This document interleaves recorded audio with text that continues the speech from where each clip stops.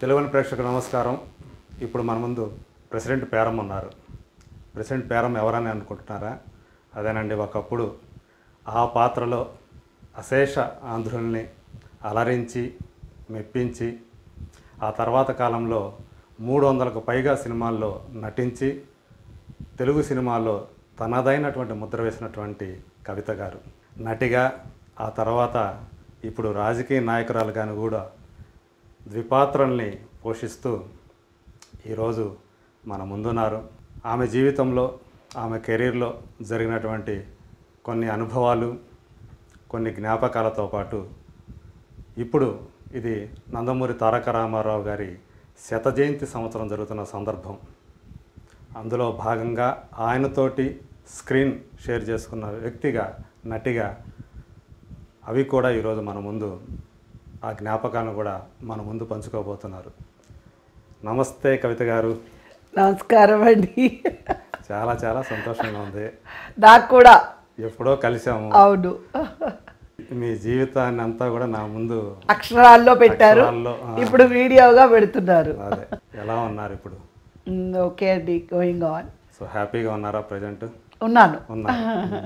కొన్ని నెలల పాటు కొంచెం స్తబ్దుగా ఉన్నట్టు కనిపించిన కవిత గారు ఇప్పుడు మళ్ళీ రామారావు గారు ఏ ఉద్దేశంతో ఈ పార్టీని పెట్టారో అది మనసులో తలుచుకొని న్యాయం చేయాలి, పార్టీ డిస్ట్రాయ్ అవ్వకూడదు, పార్టీ నిలబడాలి, ఆయన మీద ఉన్న అభిమానం. ఎందుకంటే మనందరికీ తెలుసు ఆయన అసలు తెలుగుదేశం ఎందుకు పెట్టారు, తెలుగువారంటేనే చిన్న చూపు యావత్ ప్రపంచంలో ఉండేది అనేది జగమెరిగిన సత్యం. తెలుగు వాళ్ళు అని అంటే ఎందుకండి, తమిళనాడులో కూడా అప్పట్లో తెలుగు వాళ్ళు అనేటప్పటికీ చాలా చిన్న చూపు ఉండేది. ఎక్కడికి వెళ్ళినా తెలుగు వాళ్ళు అంటే చిన్న చూపు ఉండేది. అలాంటిది రామారావు గారు తెలుగుదేశం ఎందుకు పెట్టారు అనేది తెలుగువారి ఆత్మగౌరవం కోసం. తెలుగు వాళ్ళు ఢిల్లీలోనే కూర్చున్నా కూడా తెలుగు వాళ్ళంటే తెలుగు వాళ్ళని అలర్ట్ అయ్యేలాగా చేయాలి, తెలుగు వాళ్ళకి ఇంత సత్తా ఉంది అని తెలియజేయాలి అని చెప్పేసి ఆయన ఆ టైంలోని ఆయన పెట్టిన విధానం. ఇంకోటి ఏంటంటే మంచి ఎడ్యుకేటెడ్ వాళ్ళని తీసుకురావడము, ఎమ్మెల్యేలుగాను. తర్వాత అంటే నేను కరెక్ట్ అంటే నాకు తెలిసింది చెప్తున్నాను, బిజినెస్ టైకూన్సా వీళ్ళ ఒక బాగా డబ్బున్న వాళ్ళ అలా చూడలేదు ఆయన. ఎలా చూశారనంటే మంచి నాలెడ్జ్ ఉన్న టీచర్స్ని తీసుకున్నారు. అలాగే ఒక బస్ కండక్టర్ను కూడా ఎమ్మెల్యేని చేసిన దాఖలాలు రామారావు గారికి ఉంది. రామారావు గారు ఏమంటారంటే ఎప్పుడు కూడా ప్రజలకి సేవ చేసే దృక్పథం ఉన్న ప్రతి వాళ్ళు నాయకులే, అంతేగాని నేను 100 కోట్లు ఖర్చు పెడతాను, నేను 1000 కోట్లు ఖర్చు పెడతాను, నాకు ఇంత డబ్బు ఉంది, నేను ఒక కార్పొరేటర్, నేను ఒక బిజినెస్ మ్యాన్ అని అంటే అలాంటివి ఎప్పుడూ చూడలేదు ఆయన. నువ్వు ప్రజల్లోకి వెళ్ళగలవా, ప్రజలకి న్యాయం చెయ్యగలవా, అలాంటి వాళ్ళనే ఆయన ఎన్నుకోవడం జరిగింది. ఎంతోమంది టీచర్స్ను కూడా ఆయన ఎమ్మెల్యేలు చేసిన దాఖలాలు ఉన్నాయి. సో సేవా దృక్పథం ఉన్న వాళ్ళను కూడా ఆయన ఎమ్మెల్యేలు చేసిన దాఖలాలు. మీరు అప్పుడున్న లిస్ట్ అంతా మీరు చూసారంటే అందరికీ వాళ్ళకు ఒక బ్యాక్గ్రౌండ్ ఉంటుంది. అంటే సామాజికంగా వాళ్ళు ఒక సొసైటీలోని వాళ్ళు ఒక మంచి పనులు చేసిన వాళ్ళకి ఆయన ఎమ్మెల్యేలని అదే చెప్తున్నానండి. ఆఖరికి ఒక బస్ కండక్టర్ని కూడా ఎమ్మెల్యేలు చేశారండి ఆయన. బస్ కండక్టర్ ఎమ్మెల్యేలు అవుతారని, లేకపోతే ఈ ప్రపంచంలో ఎవరైనా అలాంటి వాళ్ళకి ఒక ఛాన్స్ ఇస్తారా చెప్పండి? ఇవ్వరు. ఆయన ఏం చూసారంటే లేదు, ఇతనిలో ఏదో ఒకటి ఉంది, ఇతను పని చేయగలడు. సో 82 పెట్టి ఆయన ప్రచారం చేస్తున్నప్పుడు నాకు బాగా గుర్తుంది, మురళీమోహన్ గారు నేను ప్రచారం రథంలోని రామారావు గారు రమ్మన్నారు. నాకు ఆ జనము తర్వాత పొలిటికల్ అంటే ఎలా ఉంటుందని ఫస్ట్ టైం నా లైఫ్లో నేను చూశాను. కానీ నాకేం అది చాలా చిన్నదాన్ని, మ్యాక్సిమం నాకు తెలిస్తే 15-16 సంవత్సరాల కంటే నాకు ఎక్కువ ఉండదు. సో ఆ టైంలో నేను ఏంటంటే ఆ రథంలో నిలబడి ఉన్నాను, కానీ మురళీమోహన్ గారు రామారావు గారు మాట్లాడిన తర్వాత మురళీమోహన్ గారు మాట్లాడారు. అలా కొంతమంది లీడర్లు నేను మాత్రం అందరికీ నమస్కారం పెట్టి అన్నగారికి ఓటు వేయాలి, తెలుగుదేశం పార్టీకి ఓటు వేయాలి అలా చెప్పి కొన్ని చోట్లకి రామారావు గారితో నేను వెళ్ళడం జరిగింది. అన్ఫార్చునేట్లీ ఇప్పుడు అదే అనుకుంటున్నాను, ఆ టైంలో ఫోటోగ్రాఫర్స్ ఎవరున్నారు ఏంటి చూసుకొని అవన్నీ కలెక్ట్ చేయాలి అని అనుకుంటున్నాను. ఎందుకంటే రామారావు గారు ఒక చోట ఎక్కడ నేను ఆయన్ని అడ్మైర్ చేశాను అని అంటే అక్కడ ఒక కుగ్రామం, అది టోటల్గా ఒక కుగ్రామము. మీకు అక్కడ అన్ని గుడిసెలు అలాగే ఉంటాయన్నమాట, అన్ని మట్టి రోడ్లు, కరెంటు కూడా లేదు. సో ఆ రోజు రామారావు గారు మధ్యాహ్నం బాగా ఎండలో తిరిగి అలసటగా ఉంది అని అంటే వెంటనే రామారావు గారు ఒక పెద్ద చెట్టు కింద ఎంత బాగుంది ఇక్కడ అని చెప్పి ఆ చెట్టు కింద దుప్పటి వేసుకొని వాళ్ళు తలగడ తీసుకొని వచ్చేస్తే ఆయన ఆ చెట్టు కింద ఒక 1 అవర్ నిద్రపోతే మేమందరం అటుపక్క సైలెంట్గా కామ్గా కూర్చున్నామండి. ఎవరు చెప్పండి ఈ రోజుల్లో అసలు రామారావు గారి తర్వాత అలాగ మనం ఎవరినైనా చూసామా అలా ఉండడం? అంత సామాన్యంగా ఆర్భాటాలకి అంగులకి పోకుండా ఆయన కష్టపడిన విధానం అప్పుడు అంటే ఆయన ఏమంటారు, ఆయన ఆలోచన ఈ విధానం ఏంటి? ఒక నాయకుడు అంటే అదే ఒక బీదవాడైతే డెఫినెట్గా దుప్పటేసుకొని పడుకొని ఉంటారు కదా. సో నేను వాళ్ళతో పాటే ఒక మనిషిని అని చెప్పి, లేదంటే 9 monthsలోని అఖండ విజయాన్ని సాధించడం అంటే ఎంతమంది ఆయన్ని ప్రేమిస్తే ఆ స్థాయికి. అలాగే అక్కడే ఆ నైట్ కూడా మడత మంచం వేసి ఇంకొక విలేజ్లో మడత మంచం మీద పడుకొని ఒక ఏమంటారు సిమెంట్ కుండీల్లోనే ఆయనకి పెద్ద పెద్ద కుండీల్లో అక్కడ వాటర్ పెడితే అక్కడే ఆ ఆరు బయట రామారావు గారు స్నానం చేసి రెడీ అయ్యి మళ్ళీ వాళ్ళ దగ్గర మేమందరం కూడా కింద కూర్చొని ఆకుల్లో, నాకు బాగా గుర్తుంది, అరిటాకుల్లోని మేము ప్రొద్దుట బ్రేక్ఫాస్ట్ చేసి సో బయలుదేరడం కూడా నేను చూశాను, నా కళ్ళతో చూశాను. ఎంతకాలం ట్రావెల్ చేశారు ఆయనతో అప్పుడు? నేను చాలా తక్కువ విలేజెస్కి వెళ్ళానండి. ఎందుకంటే ఇప్పుడు నా వల్ల డెఫినెట్గా రామారావు గారికి ఎటువంటి ఉపయోగం ఉండకపోవచ్చు. ఎందుకంటే నాకు మాట్లాడడం తెలీదు, నేను మాట్లాడను. ఒకటి ఎప్పుడైనా రామారావు గారు ఒకవేళ పబ్లిక్ని అడ్రస్ చేస్తూ ఉంటే మేబీ పక్కన కొన్ని వీధుల్లోకి వెళ్ళి మీ అందరికీ అన్నగారంటే ఇష్టం కదా, రామారావు గారు మూవీ చూసారా, మీకు ఇష్టమా, ఇప్పుడు అన్నగారు మన కోసం ఒక పొలిటికల్ పార్టీ పెట్టారు, మీరందరూ తప్పకుండా ఓటు వేయాలి. ఆ ఏజ్లో ఏం మాట్లాడాలో అంతే కదా నేను మాట్లాడగలను. 1983 అంటే మీరు 1976లోనే తెలుగు సినిమాల్లో నేను అప్పుడు ఎంత అనుకుంటున్నారు? నాకు 1976లోనా? 77 నా ఎంట్రీ, 79 తెలుగులో ఎంట్రీ. 79 నాకు 77 నా ఫస్ట్ మూవీ అప్పుడు నాకు 11 years. Okay. 78 Telugu Sirisiri Muvva. Sirisiri Muvva first movie.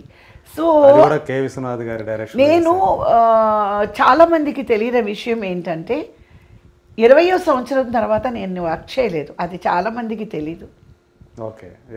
అందరూ ఏమనుకుంటారు అని అంటే ఆవిడేంటి ఎప్పుడో వచ్చారు 77 అండి, కానీ 77 నేను ఒక బేబీ ఆర్టిస్ట్గా ఇంట్రడ్యూస్ అయ్యాను అనేది తమిళ్ నా ఫస్ట్ మూవీ ఓం మంజు అని చెప్పి చేశాను. సో రామారావు గారు ఆయన స్వయస్థాలతో చెట్టు కింద కూర్చొనే నాకు మెంబర్షిప్ పార్టీ మెంబర్షిప్ ఇచ్చారు. ఇచ్చి మా అమ్మగారిని చూసి, నాతో ఏం మాట్లాడి చిన్నపిల్లలు కదా, డెఫినెట్గా అమ్మగారిని చూసి రమణమ్మ గారు తను మీరు నాతో పాటే మా పార్టీలో మంచి మహిళా దీంట్లో ఇస్తాను, మీరు పొలిటికల్గా తన్ని మీరు ఎంకరేజ్ చేయాలి అని అంటే మా అమ్మ నవ్వుతున్నాయి, దాని మొహం దానికే తెలుసు, అది తెలుగు డైలాగ్లే సరిగ్గా చెప్పదు, యూజువల్గా మదర్తో ఎలా మాట్లాడుతుంది, దాని మొహం దానికేం తెలుసు, ఆ తెలుగు డైలాగే గంట కూర్చొని నేర్చుకుంటుంది అని అంటే ఆయన నవ్వి, లేదు చిన్నపిల్ల నువ్వు తమ ఊరికే అంటున్నానమ్మా అని అన్నారు. మాకు ముప్పత్తమ్మ గుడి ఒకటి చెన్నైలో చాలా ఫేమస్ అనమాట.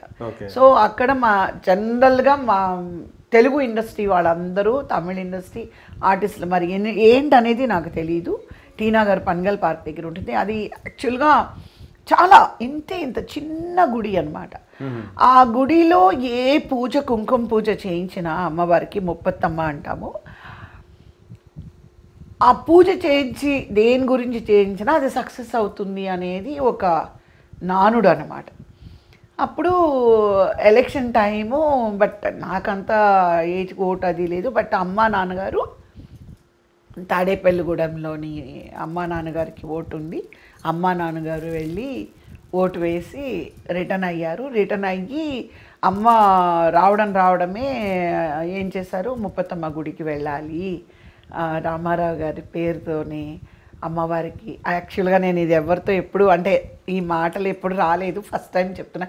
ఎప్పుడు కూడా ఇలాంటివన్నీ చెప్పకూడదు. రామారావు గారు మాట వచ్చింది కాబట్టి నాకు చెప్పక తప్పలేదు. ఆ రోజు అమ్మ అందరం ఫ్యామిలీ మొత్తం మార్నింగ్ అరౌండ్ 5:36కి వెళ్ళి రామారావు గారి పేరుతోని తెలుగుదేశం పార్టీ పేరుతోని అమ్మ కుంకుమాభిషేకం చేయించారు. అవునా? ఆయన ఇంత కష్టపడ్డారు మీకు తెలుసు. అమ్మకు కూడా ఎన్టీఆర్ గారు అంటే అభిమానం బాగా. ఆ రోజుల్లో మీకు అసలు ఆ రోజు ఈ రోజు కాదులేండి, రామారావు గారు అని అంటే ఒక దేవుడు కదండి. మా అమ్మగారు నన్ను 4:30కి ఎన్నిసార్లు రామారావు గారి ఇంటికి తీసుకెళ్ళి ఉంటారు అనుకుంటున్నారు? మార్నింగ్ 4:30 మార్నింగ్ 4:30 ఆయన దర్శనం ఇస్తారు. ఇప్పుడు ఒక దేవుడు దర్శనానికి ఒక టైమింగ్ ఉంటుంది కదా. సో రామారావు గారికి మరి మీకు తెలిసే ఉంటుంది, ఇవన్నీ మీకు తెలియకుండా ఉండదు, కొంత తెలుసు. రామారావు గారు ప్రతిరోజు ఒక 15 నుంచి 20 బస్సులు వస్తాయండి. ఎక్కడి అంటే ఆంధ్ర అవ్వచ్చు, ఇక్కడిని అంటే అప్పుడు 2 ఉమ్మడి రాష్ట్రం కాబట్టి తిరుపతికి వెళ్ళి తిరుపతి నుంచి అందరూ అటు వచ్చేస్తారు. వాళ్ళందరి ఫీలింగ్ ఏంటంటే అక్కడ వెంకటేశ్వర స్వామి దర్శనం చేసుకొని ఇక్కడ ఈ వెంకటేశ్వర స్వామి దర్శనం చేసుకోవాలని. అది ఇట్ ఈస్ అ మ్యాండేటరీ అండి, అది మీరు మ్యాండేటరీ అండి అది. సో కాబట్టి ఎప్పుడైనా మేము రామారావు గారిని కలవాలి అని అంటే దర్శనం టైం అంటాం కదా, అది దర్శనం టైం అన్నమాట.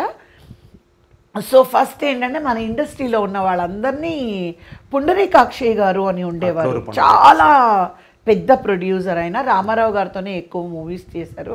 పుండరీకాక్షయ్య గారు మా నాన్నగారు మా అమ్మగారు మంచి స్నేహితులు అనమాట. సో ఎప్పుడైనా అమ్మ పెద్ద ఆయన్ని కలవాలి పుండరీకాక్షయ్య గారు, 2 బ్రదర్స్ ఉండేవారు వాళ్ళు అని అంటే, రామ్మ రేపు 4:30కి వచ్చేయండి అంటే మేము 3 గంటలకు లేపి అమ్మ నన్ను లేపి ఇంకా స్నానం చేసి ఇంకా రామారావు గారి ఇంటికి. అప్పుడు ఏంటంటే రామారావు గారి ఇంటికి మా ఇంటికి వాకబుల్ డిస్టెన్స్. వాకబుల్ అంటే not side by side, maybe 1/2 kilometre అంతే ఉంటుంది, 1/2 కిలోమీటర్. రామనాథన్ స్ట్రీట్, పన్గల్ పార్క్కి యువతల రామారావు గారి ఇల్లు, పన్గల్ పార్క్కి అవతల మా ఇల్లు. అంటే ఇట్లా ఒక రోడ్డు ఉందంటే ఇటు మా ఇల్లు ఉండేది, ఇటు రామారావు గారి ఇల్లు, మధ్యలో పన్గల్ పార్క్. సో మా ఇంటి నుంచి స్ట్రైట్ ఒకే రోడ్ అన్నమాట. మా మదర్ ఏంటి 3:30కి లేపి రెడీ అయ్యే 4 గంటలకి మెల్లగా అమ్మ నేను నాన్నగారు అలా మాటలు చెప్పుకుంటూ అలా నడుచుకుంటూ రామారావు గారి ఇంటికి వెళ్తే, ఫిలిం ఇండస్ట్రీ కదా మమ్మల్ని అదని ఒక పెద్ద హాల్ ఉంటుంది, అక్కడికి వెళ్ళి చూస్తే అందరూ ఉంటారు, చాలా పెద్ద పెద్ద వాళ్ళు ఉంటారు ఆ టైంలో. ఫస్ట్ ఏ ఏజ్లో మీరు అట్లా అమ్మ మిమ్మల్ని తీసుకెళ్ళారు? నేను 9th ఇయర్ నుంచి అండి, నేను ఆర్టిస్ట్ అవ్వకముందు నుంచి రామారావు గారి నేను ఆర్టిస్ట్ అవ్వకముందు నుంచే నేను రామారావు గారి ఇంటికి రెగ్యులర్గా వెళ్ళేదాన్ని. సో అమ్మ మిమ్మల్ని తీసుకెళ్ళేవారు. వెళ్ళిన వెంటనే అమ్మ చెప్తారు అని అంటారు. అన్న వెంటనే నాకు ఎందుకు దండం పెట్టుకోవాలి అదే అంటే మనకు చిన్న పిల్లలు అనేవారు. వెళ్ళి కావా వెళ్ళి ఎవరో ఫస్ట్ వెళ్ళినప్పుడు మీ అమ్మాయి అని అంటే పుండరీకాక్షయ్య గారే ఇంట్రడ్యూస్ చేశాను. వీళ్ళు నాకు తెలిసిన వారు ఇలా హైదరాబాద్ నుంచి వచ్చారు, ఇక్కడే సెటిల్ అయ్యారు అని. అప్పుడు వెళ్ళి ఆయన కాళ్ళకి దండం పెట్టుకునేదాన్ని. కొన్నిసార్లు అందరూ, ఎందుకంటే రామారావు గారి ఇంట్లో మొత్తం పిల్లలందరూ నాకు బాగా పరిచయం అనమాట. అప్పుడు ఎందుకంటే వెళ్ళేదాన్ని కదా. సో ఒకటి కొన్ని లైఫ్లో మనం కొన్ని నేర్చుకున్నవి మర్చిపోకూడదు. రామారావు గారి ఇంట్లో ఏంటంటే మీరు మంచినీళ్ళు అడిగితే పనివాళ్ళు తెచ్చిరు, మీకు తెలిసి ఉండొచ్చు. తెలియదు నాకు, చెప్పండి. ఇంట్లో వాళ్ళే మంచినీళ్ళు తెచ్చిస్తారు. ఓకే. ఒక కాఫీ మీరు అడిగారంటే పనివాళ్ళు తెచ్చారు. మేబీ పనివాళ్ళు కాఫీ కాయొచ్చు, బట్ తెచ్చి ఇవ్వడం మాత్రం ఇంట్లో వాళ్ళే తెచ్చిస్తారు. అది నేను అది రామారావు గారి దగ్గర ఆ ఒక్క ఇది నేర్చుకున్నానండి. చాలా నాతో మేమందరం సెట్లో కూర్చునేటప్పుడు కూడా రామారావు గారు ఎప్పుడు చెప్తారు, వండే వాళ్ళకంటే వడ్డించే వాళ్ళకే పుణ్యము అంటారు. అది చాలా నిజమని మా నాన్నగారు వాళ్ళ అమ్మగారు కూడా చెప్తూ ఉంటారు. ఎందుకంటే వండే వాళ్ళు ఎలాగున్నా వడ్డించే వాళ్ళదే ఆప్యాయంగా తినండి, ఈ పెరుగుంది లేదా చారు ఉంది, కూర ఉంది అని చెప్పి కొసరి వడ్డిస్తారు చూడండి. వడ్డించేవాళ్ళు లేకపోతే మనం తినాలనుకుంటే. సో రామారావు గారు ఎప్పుడు సెట్లో చెప్తూ ఉంటారు. అలాగే ఆ తర్వాత మా నాన్నమ్మ గారి దగ్గర ఆ మాట విన్నాను నేను. సో దట్ ఈస్ ట్రూ అండి. సో వాళ్ళ ఇంటి దగ్గర నేర్చుకున్నది, వాళ్ళ ఇంట్లో నేర్చుకున్న ఆ సభ్యత ఈ రోజు వరకు మా ఇంట్లో మేము ఫాలో చేస్తాం. పని వాళ్ళు ఉన్నా కూడా ఎవ్వరు రానివ్వండి, ఒక గ్యాస్ తీసుకొచ్చిన కుర్రాడు వచ్చినా కూడా సమ్మర్లో గ్యాస్ తీసుకుని వచ్చి అమ్మ కొంచెం నీళ్ళు కావాలని మేము తీసుకొచ్చే ఇస్తామండి. పనివాళ్ళు ఉన్నా కూడా మేమే తీసుకొచ్చి ఇస్తాం. ఎందుకో కొన్ని అలా చూసాము. సో అట్లా మీరు అంత అంటే యాక్టర్ కాకముందే రామారావు గారికి మీరు తెలుసు అయితే? అవునండి. సో ఆయనతోటి కలిసి నటించే, స్క్రీన్ షేర్ చేసుకునే అవకాశం మీకు ఎప్పుడు వచ్చింది? Lawyer Vishwanath first movie. Okay. కుంటి అమ్మాయి క్యారెక్టరు హిందీలో శత్రుఘ్న సిన్హా గారు చేశారు, ఫరీదా జలాల్ ఏమో నా క్యారెక్టర్ చేశారు. సో అది చాలా రామారావు గారి సిస్టర్ అంటే స్టోరీనే అన్నా చెల్లెల మీద జరిగే అప్పటికే నేను హీరోయిన్. తమిళ్లో ముత్తురామన్ గారితో, జయశంకర్ గారితో, కన్నడంలో రజనీకాంత్ గారితో, కమలా హాసన్ గారితో అప్పటికి నేను హీరోయిన్గా చేస్తున్నాను. అయినా కూడా ఈ క్యారెక్టర్ ఏంటంటే చాలా కీ రోల్ అని చెప్పి లాయర్ విశ్వనాథ్లో రామారావు గారి సిస్టర్గా నేను యాక్ట్ చేయడం జరిగింది. కాకపోతే ఎలా అంటే ఆ టైంలోని రామారావు గారితో కానీ నాగేశ్వరరావు గారితో కానీ అంత గొప్ప నటులతో నటించేటప్పుడు అందరూ అనేవారు, రామారావు గారితో ముఖ్యంగా అంజలీదేవి గారు, ఎస్ వరలక్ష్మి గారు, గుమ్మడి గారు, జగ్గే గారు, సత్యనారాయణ గారు, వీళ్ళందరూ ఫస్ట్ డే నేను షూటింగ్ వచ్చినప్పుడు బయట రామారావు గారు ఒకేళ్ళ స్పాట్లో ఉండి మేమంతా సెట్లో బయట కూర్చుంటే, ఏ పిల్ల ఇట్రా, ఎవరితో యాక్ట్ చేస్తున్నావు తెలుసా నువ్వు? తెలుసు, రామారావు గారు చెల్లెలు.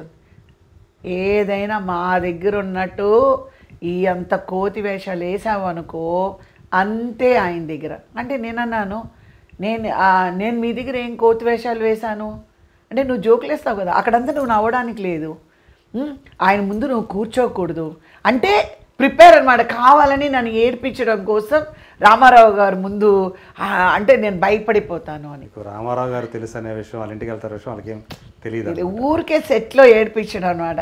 నేను తిన్నగా రామారావు గారు ఇలా స్వింగింగ్ చైర్లో కూర్చొని ఉన్నారన్నమాట. వెళ్ళి నమస్కారం పెట్టి కాళ్ళకు దండం పెట్టుకొని అలాగే నిలబడ్డాను ఆయన ముందు. నిలబడితే కవిత గారు కూర్చోండి అంటే, లేదండి సత్యనారాయణ గారు, ఎస్ వరలక్ష్మి గారు బయట నాతో చెప్పారు మీ ముందు నవ్వకూడదు, మీ ముందు కూర్చోకూడదు. ఓయ్ పిల్లడే, ఎక్కడో సత్యనారాయణ గారు రండి. ఆ రోజు నుంచి ఏమైపోయింది, బాబోయ్ ఈ పిల్ల దగ్గర మనం ఏమి సత్యనారాయణ గారిని వరలక్ష్మి గారిని బుక్ చేసేసారా మాట్లాడకూడదు అని చెప్పి.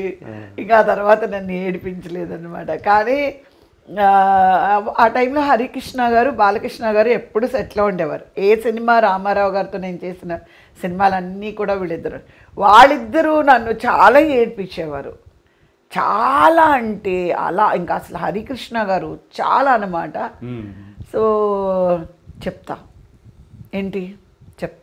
పెద్ద ఆయనతో చెప్తాను ఇలా అని.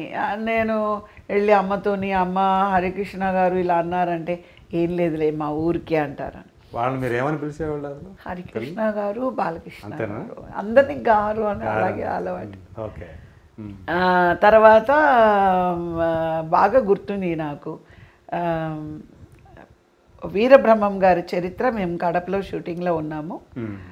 ఆ, నేను ఒక చెట్టు వెనకాల నేను నిలబడి ఉండాలన్నమాట. కక్కడ భార్యగా చేస్తున్నాను కదా. రామారావు గారు అక్కడ ఆశ్రమంలోని కూర్చొని ఆయన సత్యనారాయణ చెప్తూ ఉంటారు, కక్కడ సత్యనారాయణ. సో అక్కడి నుంచి ఆయన మా మెగాఫోన్లో మాట్లాడుతున్నారు, బట్ నాకు అర్థం కాలేదు. అంటే నాకు ఎలా ఆయనే డైరెక్షన్ దానికి. సో నేను చెట్టు దగ్గర నిలబడితే హరికృష్ణ గారు వచ్చి, ఏంటి పెద్ద ఆయన పిలుస్తున్నారు, ఏంటి కబుర్లు చెప్తున్నావు ఇక్కడ? నేనేం కబుర్లు చెప్పట్లేదు, నేను నిలబడే ఉన్నానంటే, చూడు అక్కడ పిలుస్తున్నారు, అయిపోయావు నువ్వు ఈరోజు, చూడు దండం పెట్టమంటున్నారు చెట్టు చాటు నుంచి, ఇలా దండం పెట్టు అన్నారు. నాకు ఆయన కావాలని నాకు తిట్లు తినిపించాలని నేను ఇలా దండం పెట్టాను. వెంటనే రామారావు అక్కడి నుంచి, ఏమిటో దండం పెట్టడం, అక్కడ దండం పెట్టడం కూడా చేత కాదా అని మా మెగాఫోన్లు అనేప్పటికీ నాకు అంత దూరం ఉన్నానుగా నేను చెప్పడానికి ఏం లేదు. నేను హరికృష్ణ గారిని చూస్తే అన్నారు. అంటే ఇంకా నాకు ఆ రోజు ఏడుపు వచ్చేస్తుంది, నన్ను అంతమందిలోనే నన్ను తిట్టించారు అని చెప్పి. ఆ తర్వాత నేను కరెక్ట్గా ఇలా పట్టుకున్నాను. ఆయన వచ్చి ఏం చెప్పారు, ఇలా దండం పెట్టుకో, అదే పెద్ద ఆయన చెప్తున్నారు. అలా చెప్తే ఆయన మెగాఫోన్లో నన్ను దండం పెట్టడం కూడా వచ్చేది కదా, ఏం కౌతుకోరు అన్నారు. సరే వెంటనే పక్కన అంత అసిస్టెంట్ డైరెక్టర్స్ వాళ్ళు ఉంటారు, వాళ్ళు అన్నారు. అప్పుడు నేను ఇలా పెట్టుకున్నాను. తర్వాత వచ్చి చెప్పాను నేను రామారావు గారికి, లేదండి హరికృష్ణ గారు వచ్చి చెప్పారంటే అని అన్నారు అంతే. తర్వాత మా మదర్ మాట్లాడి, నువ్వు నా దగ్గర అయిపోయావు, ఏ సినిమాలో నాన్నగారితో ఉన్నా కూడా నువ్వు నా దగ్గర అయిపోయావు. ఎంత వెరీ స్వీట్ అండి, వెరీ వెరీ స్వీట్ హరికృష్ణ గారు. అసలు ఎంత మంచి వ్యక్తి అంటే, అసలు కృష్ణ స్టూడియోస్ మూవీస్ కూడా చేశాను నేను. అప్పుడు నేను స్టూడియోలోనే స్టే చేసేదాన్ని. ఏం చేశారు, ఏ మూవీస్ చేశారు? అగ్గిరవ్వ చేశానండి, బాపయ్య గారి డైరెక్షన్లో, హీరోయిన్ అందులో నేను. రామారావు గారు డ్యూయల్ రోల్, ఒకే మూవీ, హీరోయిన్ సినిమా చేశాను. 2 సినిమాలు సిస్టర్గా చేశాను. ఒకటి సరదా రాముడు, కాశ్మీర్లో షూటింగ్, లాయర్ విశ్వనాథ్, ఆయన డైరెక్షన్లో ఒకటి ఏదో గెస్ట్ రోల్ చేశారు. ఏ సినిమా అది? చండశాసనుడేనా గెస్ట్ రోల్ చేశారు? Guest role Chandasasanam, correct. Work కంటే చాలా కూల్, అందరూ ఎందుకో టెన్షన్గా ఉంటారు, ఎందుకనేదే నాకు నిజంగా తెలీదు. నేను ఎందుకో చాలా కంఫర్టబుల్గా ఉండేది, నాకు చాలా కంఫర్టబుల్గా ఫీల్ అయ్యేదాన్ని. చాలా నేర్చుకున్నాను. 7 కాల్ షీటు వచ్చేసారు, మేమందరం వచ్చేసాము. ఒక హీరోయిన్ 8:30కి వచ్చారు, వస్తే పిలిచి క్లాస్ పీకారు. పీకి ఒకే మాట అన్నారు, వాళ్ళు 7 o'clock కాల్ షీట్ అంటే మనం 6:45కి ఉండాలి. తను ఆర్టిస్ట్ ఏమన్నారంటే, లేదు ఫుల్ డే ఇచ్చినా వాళ్ళు నిన్న కూర్చోపెట్టారు, అందుకోసమని ఇవాళ లేట్గా వచ్చాను, ఎలాగో కూర్చోబెడతారు కదా. అప్పుడు రామారావు గారు ఏం చెప్పారంటే, కూర్చోబెడతారా షూట్ చేస్తారా అది వాళ్ళ ప్రాబ్లం, మన ప్రాబ్లం కాదు. మనం ఒక డేట్ ఇచ్చాను, 7 o'clock వస్తామంటే 6:45, 9 o'clock కాల్ షీట్ అంటే 8:45. ఓకే, 9 to 6 ఒప్పుకున్నారా? 6 వరకు షూటింగ్ చెయ్యకపోయినా అడగకూడదు, ఎందుకు చేయలేదు, నన్ను ఎందుకు కూర్చోబెట్టారని అడగకూడదు, అది తప్పు. 6 అయ్యిందా మీరు వెళ్ళండి, మిమ్మల్ని ఆ తర్వాత ఎవరు అడిగినప్పుడు మీరు సమాధానం చెప్పండి. ఉపయోగించుకోలేకపోతే కాల్ షీట్ ఉపయోగించుకోలేకపోవడం అనేది వాళ్ళ సమస్య. అది నిజంగా అదే చెప్తున్నాను మీకు ఇందాక నుంచి. నేను కొన్ని నేర్చుకున్నాను సీనియర్ ఆర్టిస్టుల దగ్గర నుంచి. అమ్మ నాతో ఒకటే చెప్పేవాళ్ళు, నేను ఎప్పుడైనా నా ఏజ్ గ్రూప్ వాళ్ళతో ఎప్పుడైనా కూర్చున్నాను అనుకోండి, ఒప్పుకునేవారు కాదు. నాకేమో వాళ్ళ ముందు కూర్చోడానికి ఇబ్బంది. హేమీలు అందరూ, జగ్గయ్య గారు, అంజలిదేవి గారు, వరలక్ష్మి గారు, వరలక్ష్మి గారు, కేఆర్ విజయ గారు, సుజాత గారు, శారద గారు, తర్వాత అందరూ జమున గారు వీళ్ళ ముందు చాలా డెలికేట్గా నాకు ఉండేది. కానీ అమ్మ ఏమంటారంటే లేదు సావిత్రి అమ్మ గారు లేదు నువ్వు వాళ్ళతోనే కూర్చోవాలి. ఎందుకమ్మా అంటే సైలెంట్ నువ్వు నోరు తెరవకు. వాళ్ళ ఒక మేకప్ గురించి ఒక సెట్లో ఎలా ఉండాలి, ఎలా నేర్చుకోవాలి, డైలాగ్ గురించి కానీ సిస్టమ్ ఎలా ఉంటుంది, డిసిప్లిన్ ఎలా, అవన్నీ వాళ్ళు మాట్లాడతారు. అవన్నీ నేను వినాలి. అలాగే నేను రామారావు గారి దగ్గర ఆ రోజు ఇంకొక ఆర్టిస్ట్తో చెప్పింది విని ఈ రోజు వరకు కూడా మీరు నమ్మరు. నేను అంటే నా పర్సనల్గా నేను చూశాను. నేను 25 years అయిపోయింది టీవీ ఇండస్ట్రీకి వచ్చి, స్మాల్ స్క్రీన్కి వచ్చి. వస్తారు ఒకవేళ 11:30, 12 వరకు షార్ట్ రాకపోతే నిజంగా ఆ డైరెక్టర్ని తిట్టేస్తారు, అసిస్టెంట్ డైరెక్టర్స్ని తిట్టేస్తారు. ఏంటి నన్ను ఇలా కూర్చోబెట్టారు, నేను వెళ్ళిపోతాను. ఈవెన్ నేను చెప్పేది టీవీ ఇండస్ట్రీలో కూడా అలాగా మాట్లాడడము, డైరెక్టర్ని తిట్టడము, అసిస్టెంట్ డైరెక్టర్ని తిట్టడము, ప్రొడ్యూసర్కి ఫోన్ చేసి మీరు నా కాల్ షీట్ వేస్ట్ చేస్తున్నారని చెప్పడము, ఇవన్నీ నేను చూసానండి. చాలామంది ఆర్టిస్టులు ఈవెన్ అండ్ స్మాల్ స్క్రీన్. నేను ఈ రోజుకి టీవీలో నేను వర్క్ చేసిన, నేను వాళ్ళ టైం చెప్పి వాళ్ళు ఎప్పుడు షార్ట్కి పిలిస్తే అప్పుడు వెళ్తాను. కొన్నిసార్లు హాఫ్ డే నాకు రాకపోవచ్చు, 1 o'clock వచ్చి బ్రేక్ చెప్తారు, 2కి రెడీ అవ్వాలి అంటారు, ఓకే అంటాను. 2కి రెడీ అయ్యి మేబీ 4 o'clock షార్ట్ తీస్తారు. ఏ రోజు నేను ఈ రోజు వరకు టీవీ ఇండస్ట్రీలో కానీ మూవీ ఇండస్ట్రీలో కానీ ఎందుకు మీరు షార్ట్ తీయలేదు, నా టైం ఎందుకు వేస్ట్ చేస్తున్నారు ఏ రోజు? ఎందుకంటే అది అలా రికార్డ్ అయిపోయింది నాకు కొన్ని విషయాలు. అలా చాలా సీనియర్ ఆర్టిస్టుల దగ్గర నేను చాలా చాలా నేర్చుకున్నాను. సీనియర్ ఆర్టిస్ట్గా మీరు ఎవరికన్నా అంటే మీ టీవీ ఆర్టిస్టులకి మీ తర్వాత మీ జూనియర్స్ కావచ్చు వాళ్ళకి ఇలాంటి విషయాలు ఏమన్నా ఈటీవీ సుమన్ గారి ప్రొడక్షన్ అంటే మరి ఆయన లేరు ఇప్పుడు. సుమన్ గారు ప్రొడ్యూస్ చేసినప్పుడు ఒక సీరియల్ నేను చేసినప్పుడు ఇలాగే పెద్ద పెద్ద గొడవలు ఒక ఆర్టిస్ట్ పెడితే నేను ఒక మాట అన్నాను, అలా అనకూడదు, మన డ్యూటీ. రామారావు గారు ఒకసారి చెప్పారు ఇలాగా, మన డ్యూటీ రావడము, మన టైం అయిపోయిన తర్వాత వెళ్ళిపోవడం. వాళ్ళు అలాగా యూటిలైజ్ చేసుకోకపోతే ఇంకో రోజు డెఫినెట్గా మనం వర్క్ చేయాలి. సో వాళ్ళ డేటు వాళ్ళ టైం వాళ్ళని మనం ఇబ్బంది పెట్టకూడదు. వాళ్ళకి ఏమి ఇబ్బందులు ఉన్నాయో మనకి తెలియదు, కావాలని ఎవరు కూర్చోపెట్టారు, ఎందుకంటే ఇట్స్ అ పెయిడ్. సో ఇలాగనంటే అలా కాదు, నేను అంతా అలా కూర్చోను, నా కాల్ షీట్ అంతా వేస్ట్ అయిపోతుంది, అలా ఇలా. నేను అదే అంటున్నానండి, టీవీలో వర్క్ చేసేవాళ్ళు కూడా 1 hour లేట్ వచ్చినా కూడా స్పాట్లో ధామ్ ధూమ్ అని ఎగరడం నేను చూశాను. అలా ఒకలాగా అంటే గౌరవం ఇవ్వడం, డైరెక్టర్ అంటే మేము వస్తే నువ్వు షూట్ చేయాలి, మేము కూర్చోము అన్నట్లు అలా. సో చాలామంది డైరెక్టర్స్ వాళ్ళు వచ్చి, మేడం మీరు ఎంత సీనియర్గా ఉన్నా కూడా ఏ రోజు ఎప్పుడు ఎందుకు షార్ట్ తీయలేదు, ఎప్పుడు నాకు వస్తుంది ఈ మాట మీరు అడగలేదు, మీరు చక్కగా రెడీ అయి కూర్చుంటారు, మేము పిలిస్తే వస్తారు, లేదంటే ఓకే అని అంటారు. సో చూస్తున్నారు కదా ఇలా ఫేస్ చేస్తున్నాము అని చెప్పి. మీరు ఇలా పంక్చువల్గా ఉండటం వల్ల, పంక్చువల్గా లేని ఆర్టిస్టుల వల్ల ఇబ్బందులు ఏమైనా ఎప్పుడైనా ఎదుర్కొన్నారా? అది నా ప్రాబ్లం కాదు కదండి. I'm not a producer, I'm not a director. So డెఫినెట్గా వాళ్ళు గొడవలు పడుతూ ఉంటే చూస్తూ ఉంటాను. మూవీస్లో కూడా ఇలా గొడవలు జరిగి ఆర్టిస్ట్ని మార్చిన రోజులు ఉన్నాయి.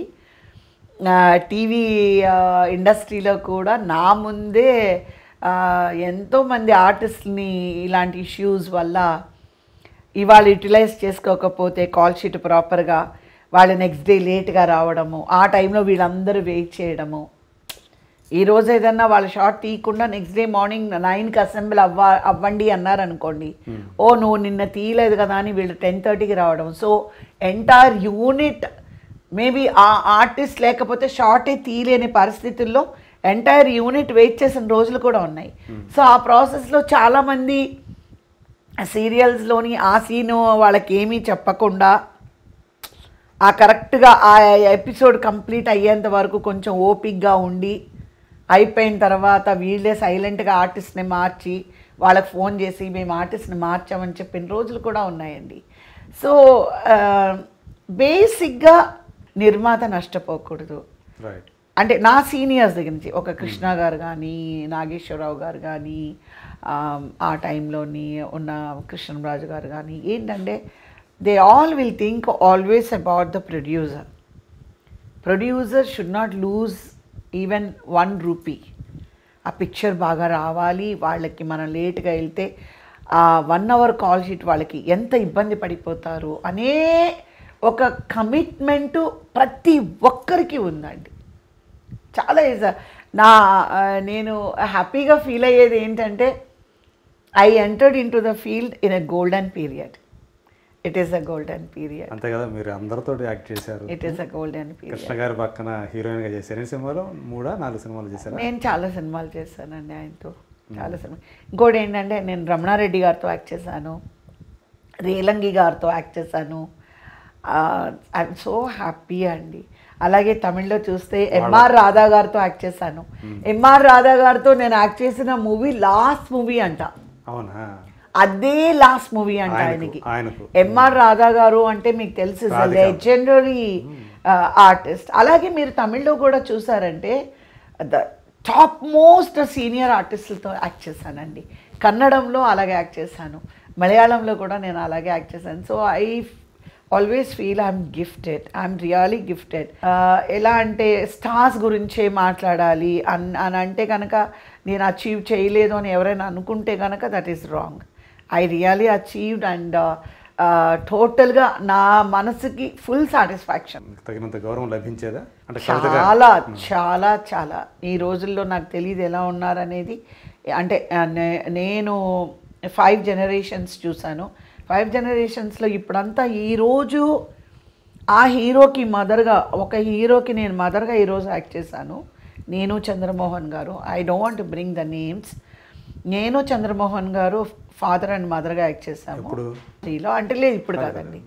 ఆయన ఇప్పుడు ఎలాగో చంద్రమోహన్ గారు చేయడం లేదు. I think around 8 years, 7 to 8 years. మేము నిన్నే పిల్లాడితో జంటగా చేశారు కదా మీరు. ఆ తర్వాత మళ్ళీ మేమిద్దరం కలిసి దగ్గర దగ్గర 30 సినిమాలు పైన చేసామండి. కానీ ఆ సినిమాలో మీ జంట భలే ఉంటుంది. ఆ హీరో మీరు నమ్మరు, ఫాదర్ మదర్గా మేము చేసి ఒక జస్ట్ 1 day డిఫరెన్స్లో ఒక ఆడియో రిలీజ్లో రైట్ నా పక్క నుండి ఇంకొక హీరో ఇంట్రడ్యూస్ చేస్తున్నారు, కవిత గారు అని. ఓ అవునా అవునా అని అన్నాడు అనమాట ఆ హీరో. మీరు ఆయనకి తల్లిగా నటిస్తూ ఉంటే ఆయన అవునా అన్నాడు. అవునా అంటే నేను వెంటనే మనం వర్క్ చేస్తాం కదా చంద్రమోహన్ గారు, నేను father and mother. Yeah yeah yeah yeah yeah yeah correct correct correct correct. అది ఆ తర్వాత నేను అది షాక్ అయిపోయానండి నేను. అంటే అసలు చాలా ఆశ్చర్యం అనిపించింది. ఇలా కూడా ఉంటారా?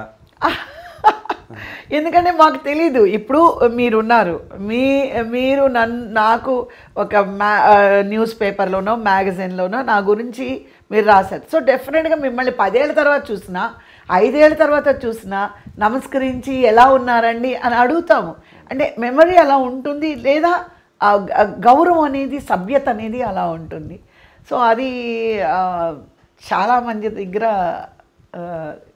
లేదు, కొంతమంది దగ్గరే ఉంది, కానీ కొంతమంది దగ్గర లేదు. లేదండి, బిగినింగ్లో కొంచెం అనిపించింది, తర్వాత అలవాటైపోయింది. ఓ ఇలాగే ఉంటుంది కాబట్టి మనం ఓకే, మనం ఇదంతా పెద్ద సీరియస్గా తీసుకోకూడదు. సో ఈ సినారియో ఇలా ఉంటుంది అనేది అలవాటైపోయింది. అదొక అనుభవం. అంటే ఇలా ఉన్నారు అనేది ఫిక్స్ అయిపోయింది కాబట్టి మనకి ప్రాబ్లం ఉండదు.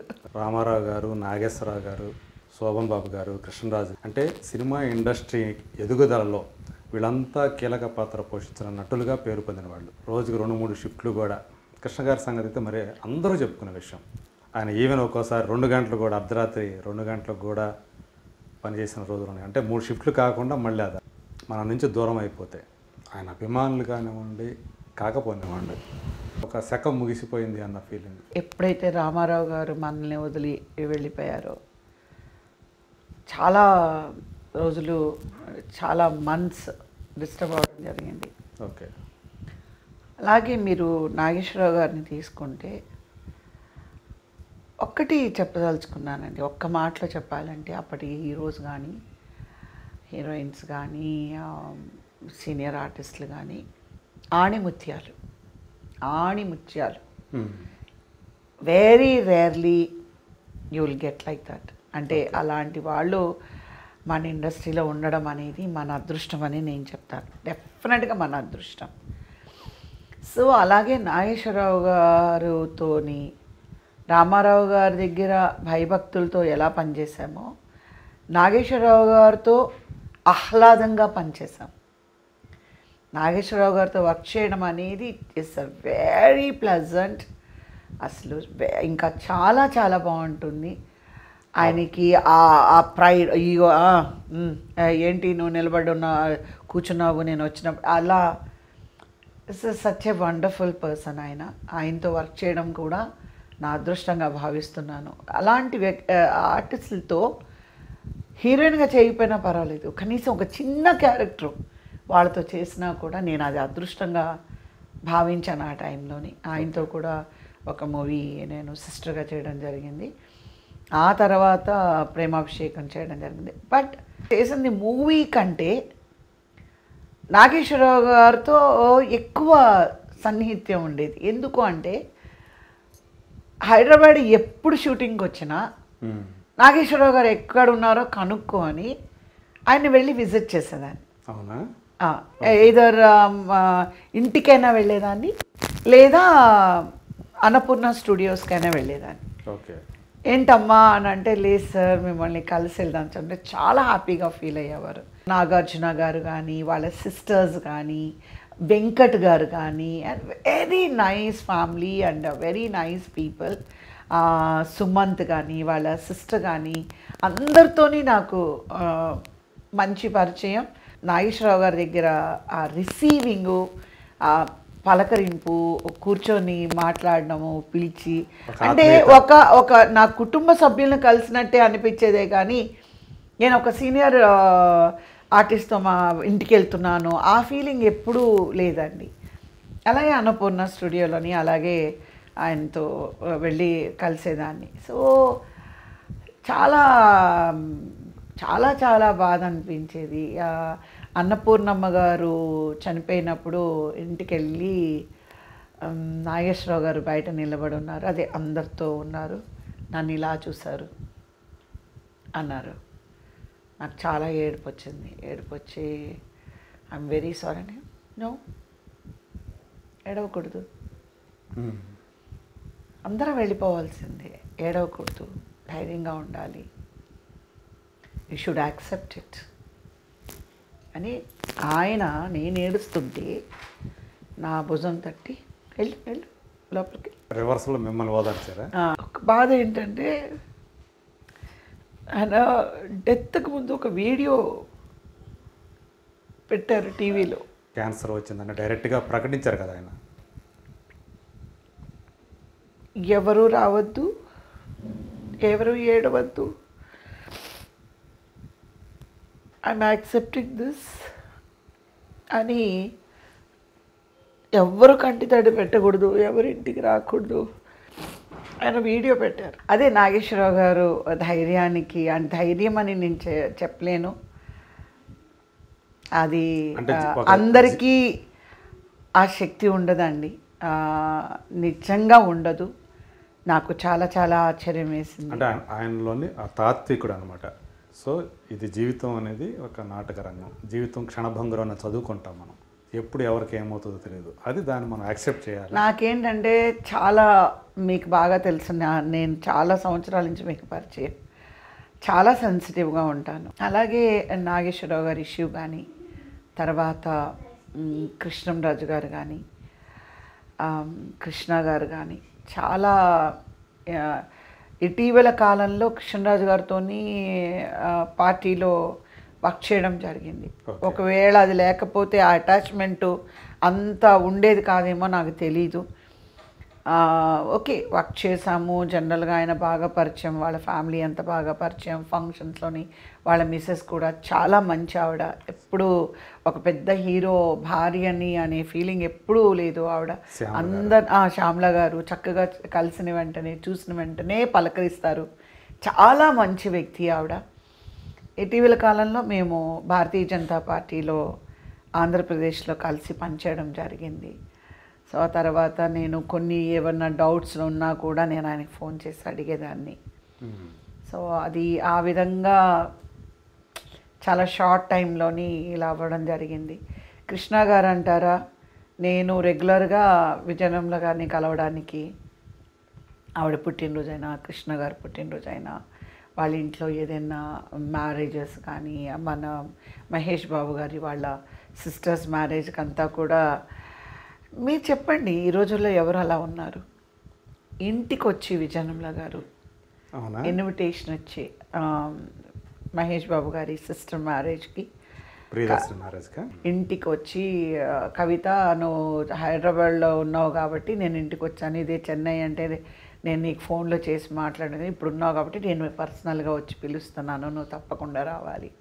అసలు అంటే ఆ టైంలో నేనేం ఫీల్ అవ్వాల, మా విజయనగరంలో గారు మా ఇంటికి వచ్చారు, ఆ ఫీలింగ్ ఉంది.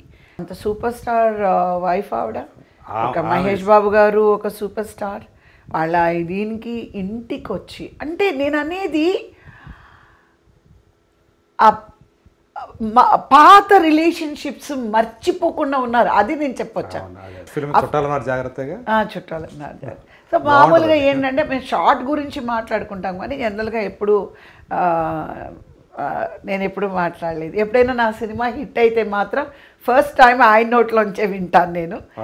నీ మూవీ బందిపోటు రుద్రమ సక్సెస్ అనేది నేను ఆయన చెప్పే నాకు తెలుసు, ఆయన చెప్పారంటే అది కరెక్ట్గా ఉంటుంది. ఎందుకంటే ఆయన ఓన్ మూవీ ఫ్లాప్ అయినా కూడా నా సినిమా ఫ్లాప్ అయిందని చక్కగా ధైర్యంగా చెప్తారు ఆయన. So it is a very nice attitude. అది చాలామంది చెప్పరు వాళ్ళ సినిమా ఫ్లాప్ అయినా కూడా మా సినిమా బాగానే ఉంది, యావరేజ్గా ఉంది అని చెప్తారు, కానీ ఆయన ఫ్లాప్ అంటే ఫ్లాప్ అని చెప్తారు. అలాగా బందిపోటు రుద్రమ సక్సెస్ అయ్యింది అని ఆయన నోటి ద్వారానే నేను విన్నాను. So I know it is correct news, ఆయన నోట్లో నుంచి వస్తే అది కరెక్ట్ న్యూస్ అవుతుంది.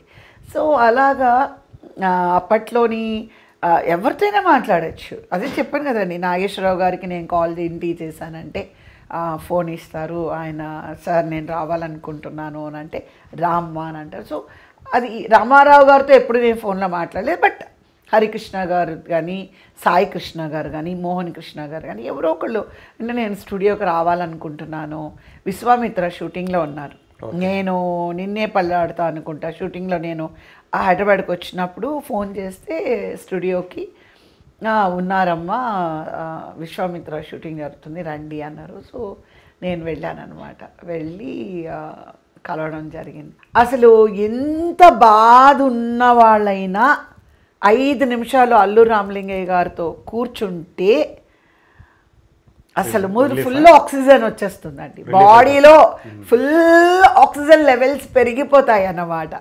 సో అల్లు రామలింగయ్య గారు చాలా, నా మ్యారేజ్ అయిన తర్వాత కూడా నేను అల్లు రామలింగయ్య గారిని వెళ్ళి కలిసేదాన్ని. అల్లు రామలింగయ్య గారు మా ఇంట్లో పిల్లల బర్త్డే కానీ, నా సీమంతం ఉన్నా, లేదా పిల్లలకి first year, second year, third year birthday అన్నిటికీ ఆయన రావడం కానీ, మా వారు ఆయన మంచి ఫ్రెండ్స్ అయిపోయారు. సో చాలా జోవియల్గా, చాలా ప్లెజెంట్గా ఉంటారు. నాకు అందరినీ వెళ్ళి కలవాలని కోరిక. నేను చాలాసార్లు సత్యనారాయణ గారి ఇంటికి కూడా ఒక 5 years బ్యాక్, 4 years బ్యాక్ నేను సత్యనారాయణ గారి ఇంటికి వెళ్ళి ఆయన్ని పలకరించడము, ఒకసారి బ్రహ్మానందం గారి ఇంటికి వెళ్ళాను. సో అందువల్లే మీకు అక్కడి నుంచి ఇక్కడ రావటం వల్ల కూడా అవకాశాలు అనేవి కూడా ఆ ఎఫెక్ట్ అని అంటారా, ఆఫర్స్ అనేవి కూడా? అవకాశాలు అనేది యాక్చువల్గా నా విషయంలో రాంగ్ డిసిషన్ ఇక్కడికి రావడం. నాకు అర్థం కాలేదు రాంగ్ డిసిషన్ అంటే ఇక్కడికి వచ్చాకే తెలిసింది పొరుగింటి పుల్లకూర బాగుంటుంది అని. ఎందుకంటే లోకల్గా నేను ఉండడం వల్ల వాళ్ళు నన్ను పిలవడం లేదేమో అని నేను అనుకుంటున్నాను, లేదా ఏమో తెలీదు, ఒకవేళ కవిత గారు యాక్ట్ చేయడం లేదని అనుకుంటున్నారా ఏంటో నాకు అది కూడా తెలీదు. బట్ నేను అసలు హైదరాబాద్కి షిఫ్ట్ అవ్వడానికి కారణమే తెలుగు సినిమాల్లో యాక్ట్ చేయాలి, తెలుగు సినిమాల్లో నేను బిజీగా అప్పుడున్న పరిస్థితికి నేను చాలా బిజీగా ఉన్నాను. తమిళ్లో కూడా బాగా యాక్ట్ చేస్తాను, లేదు తెలుగులో చాలా బిజీగా ఉన్నాను నేను షిఫ్ట్ అవ్వడానికి ముందు. అప్పుడు ఏమైందంటే పిల్లల్ని చూడడానికి ఒక్కొక్కసారి నాకు 2 నెలలు 3 నెలలు పట్టేది. ఆ ప్రాసెస్లో నేను పిల్లల్ని చాలా మిస్ అయిపోతూ ఉన్నాను అనమాట. సో అందుకని రేపొద్దున వాళ్ళు అరే అమ్మ మమ్మల్ని ఇలా వదిలేసి వెళ్ళిపోయింది అనే ఫీల్ రాకూడదని చెప్పి నేను హైదరాబాద్కి షిఫ్ట్ అవ్వడం జరిగింది. తెలుగు మూవీస్ ఎక్కువ చేస్తున్నాను అని. కానీ షిఫ్ట్ అయిన తర్వాత నాకు మూవీస్ లేవు. అప్పుడు ఏమైంది, తమిళనాడులో ఉన్న వాళ్ళందరూ కవిత గారు ఆంధ్ర వెళ్ళిపోయారు, సో షీఈ్ నాట్ అవైలబుల్ అని వాళ్ళు ఫీల్ అయ్యారు. ఏమైందంటే మెడ్రాస్ అనేది సెంటర్ ఆఫ్ ఫిలిం ఇండస్ట్రీ సౌత్కి. సో అటు కన్నడం చేయొచ్చు, మలయాళం చేయొచ్చు, తెలుగు చేయొచ్చు, తమిళ్ చేయొచ్చు. ఎప్పుడైతే నేను ఒక సైడ్కి వచ్చేసానో నేను ఆ 3 లాంగ్వేజ్ మూవీస్ మిస్ అయిపోయాను. ఇప్పుడు అవి కూడా వెళ్ళిపోయాయి కదా, మిస్ అయిపోయింది. కన్నడం అంటే బెంగళూరుకి వెళ్ళిపోయింది, మలయాళం అంటే కేరళకి వెళ్ళిపోయింది కదా. కానీ స్టిల్ మీకు చెన్నైలో ఉండడం వల్ల ఏ భాషలో అయినా యాక్ట్ చేయొచ్చండి. ఉందా ఇప్పటికే? ఉందండి, ఉంది. ఓకే. ఎందుకు మనకంతా తమిళ వాళ్ళే కదా వచ్చి పనిచేస్తున్నారు, చెన్నైలో ఉన్న వాళ్ళే కదా వచ్చి పనిచేస్తున్నారు. సో అంటే ఆ రీజన్ ఏంటనేది నాకు తెలీదు, నేను ఎవరిని బ్లేమ్ చేయను. ఎందుకు అని అంటే ఇప్పుడున్న డైరెక్టర్స్, ప్రొడ్యూసర్స్ అందరూ అంటే ఇప్పుడు వచ్చిన వాళ్ళు కదా, కొత్తగా వచ్చారు. మాకు తెలుసున్నదంతా ఎవరు, ఈవి సత్యనారాయణ గారు, దాసరి నారాయణరావు గారు, తర్వాత కోడి రామకృష్ణ గారు, రేలంగి నరసింహారావు గారు, సో సో మేబీ వంశీ గారు, మాది ఇది కదండి. తర్వాత వచ్చిన డైరెక్టర్స్ నిజంగా నాకెవరు తెలీదు. మేబీ వాళ్ళు నన్ను అవాయిడ్ చేస్తున్నారు అట్లా అని నేను అస్సలు అనుకోవడం లేదండి. మేబీ వాళ్ళకి నేను ఇంకా వర్క్ చేస్తున్నానా లేదా అనే ఐడియా లేకపోవచ్చు. ఎందుకంటే ఒకసారి ఒక బిగ్ డైరెక్టర్ కో డైరెక్టర్తో మాట్లాడినప్పుడు, కవిత గారు మీ పేరు వచ్చి ఆవిడ వద్దు వేరే ఆర్టిస్ట్ పెట్టండి అనేది ఎప్పటికీ ఉండదు కవిత గారు, మీరు యాక్ట్ చేయడం లేదేమో అనే అభిప్రాయంలో అందరూ ఉండుండొచ్చు. నిజంగా మీరు ఇప్పుడు మాట్లాడేంత వరకు నాకు తెలీదు that still you are interested in working. So అది కూడా ఉండొచ్చు అండి. సో మనం ఎవరిని బ్లేమ్ చేయడానికి లేదు, నేను ఇండస్ట్రీని బ్లేమ్ చేయడం లేదు, ఇండస్ట్రీని నేను తప్పు పట్టడానికి లేదు. ఎందుకు అని అంటే మేబీ ఇప్పుడున్న టీంకి ఓకే అప్పుడు కవిత గారు అనేది తెలుస్తుంది, కానీ నేను ఇంకా వర్క్ చేస్తున్నాను అనేది, వర్క్ చేయాలనుకుంటున్నాను అనేది తెలియకపోవచ్చు. నాకు తెలిసి ఇప్పుడు అంటే కొత్త డైరెక్టర్లు అయితే వస్తున్నారు, బట్ ఎవరైతే కో డైరెక్టర్లు ఉన్నారో మీరు పనిచేసిన కాలం నుంచి ఉన్న కో డైరెక్టర్లు ఇప్పటికీ పనిచేస్తున్నారు. అవునా? అది తెలియదు నాకు. ఇప్పటికీ పనిచేస్తున్నారు. వాళ్ళకి కవిత గారు పనిచేస్తారు అనే విషయం వాళ్ళకి తెలియకుండా అయితే ఉండదు నాకు తెలిసి. అవునా?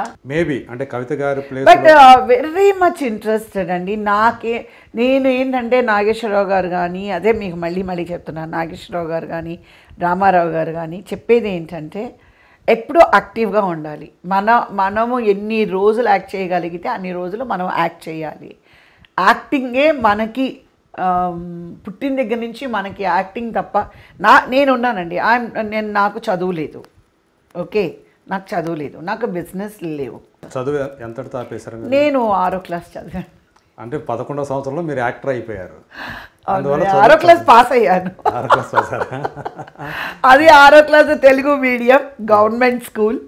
ఎక్కడ? చెన్నైలో తెలుగు మీడియం ఉంది అప్పుడు. ఒక బాయ్స్కి అంటే ఎంజి రామచంద్రన్ గారు పెట్టారు. బాయ్స్కి ఒక స్కూలు, గర్ల్స్కి ఒక స్కూల్, శారదా విద్యాలయ అని చెప్పి తెలుగు వాళ్ళకి మాత్రమే అది. ఏంటంటే మొత్తం తెలుగు మీడియం. పన్గల్ పార్క్ ఉంది, మీకు తెలిసే ఉంటుంది. పన్గల్ పార్క్ ఒక కార్నర్లో గర్ల్స్కి, ఒక కార్నర్లో బాయ్స్కి. సో అలా ఎంజి రామచంద్ర గారు తమిళనాడు అంటే చెన్నైలో ఎక్కువ తెలుగు పిల్లలు ఉన్నారు అని చెప్పి పెట్టడం జరిగింది అనమాట. సో నేను అది ఫ్రీ ఆఫ్ ఎడ్యుకేషన్. అప్పుడు రామచంద్ర గారు ఆలోచించిన ఎంజిఆర్ గారు అప్పుడే మధ్యాహ్నం పూట భోజనాలు పిల్లలకి. సో అంటే మేమేమి పెద్ద ఉన్నవాళ్ళం కాదు, మేమంతా చాలా బీద కుటుంబం నుంచి వచ్చిన వాళ్ళం కాబట్టి ఇక్కడే ఉండేవాళ్ళము. ఇక్కడ చదువు కోసం వచ్చాము తాడేపల్లిగూడెం నుంచి, ఏడవర నుంచి. అక్కడ మాకు అక్కడ స్కూల్ లేదు, ఉన్నది మేము కుగ్రామం అన్నమాట. సో ఇక్కడ చదువు కోసమని మా నాన్నగారికి అమ్మగారికి తెలుగు చదవడం కూడా రాదు, అంటే వ్యవసాయం చేసుకునేవారు. మనలాగే మన వాళ్ళు చదువుకోలేదు, వాళ్ళు చదువుకోలేదు, ఎందుకంటే ఆ ఊర్లో చదువు లేదు. సో పిల్లలు చదువుకోవాలి, మనలాగా ఉండకూడదని ఇక్కడ తీసుకొచ్చారు. అప్పుడు మా టైం బాగోక ఎమర్జెన్సీ తీసుకొచ్చారు ఇందిరాగాంధీ గారు. తీసుకొచ్చినప్పుడు వీళ్ళు పల్లెటూరు వాళ్ళు కదా, భయపడిపోయి ఏం చేయాలో తెలియక ఒక 15-20 ఫ్యామిలీస్ మైగ్రేట్ అయ్యారు ఇక్కడ నుంచి చెన్నైకి. హైదరాబాద్ నుంచి చెన్నైకి వెళ్ళారు. సో వాళ్ళతో పాటు మేము వెళ్ళడం జరిగింది. సో ఇంకా అక్కడే ఉండిపోయాము. సో అందుకని అక్కడికి వెళ్ళి నాన్నగారికి ఆ భాష రాక, అమ్మకి భాష రాక చాలా ఇబ్బందులకు లోనే. అందుకని మేము అందరం గవర్నమెంట్ స్కూల్లో చదువుకున్నాం, నేను, మా సిస్టర్స్, మా బ్రదర్ అందరం. సో కొంచెం ఆర్థికంగా చూసుకుంటే కొంచెం ఇబ్బందులు ఎదుర్కొన్నారన్నమాట మీరు చిన్నతనంలో. చాలా అంటే తాడేపల్లిగూడెం నిడమర్లో ఉన్నప్పుడంతా బాగానే ఉన్నాం, అక్కడేమి మాకేం ప్రాబ్లం లేదు. హైదరాబాద్లోని కూడా మేము బాగానే ఉన్నాం. ఇక్కడ మాతపాటి హనుమంతరావు గర్ల్స్ హై స్కూల్లో చదువుకున్నాను. నేను అనుకోవడము ఇక్కడ 3rd and 4th 2 years చదువుకున్నాను. చెన్నై వెళ్ళినప్పుడే తర్వాతే అంటే అక్కడ వీళ్ళు ఏం చేయాలో భాష వల్ల ప్రాబ్లం వచ్చి చాలా అంటే ఉన్నవి అలా ఆ డబ్బు స్ట్రెచ్ చేయాలి కదా, వాళ్ళు అక్కడ వ్యాపారం చేయాలి అని అనుకున్నారు.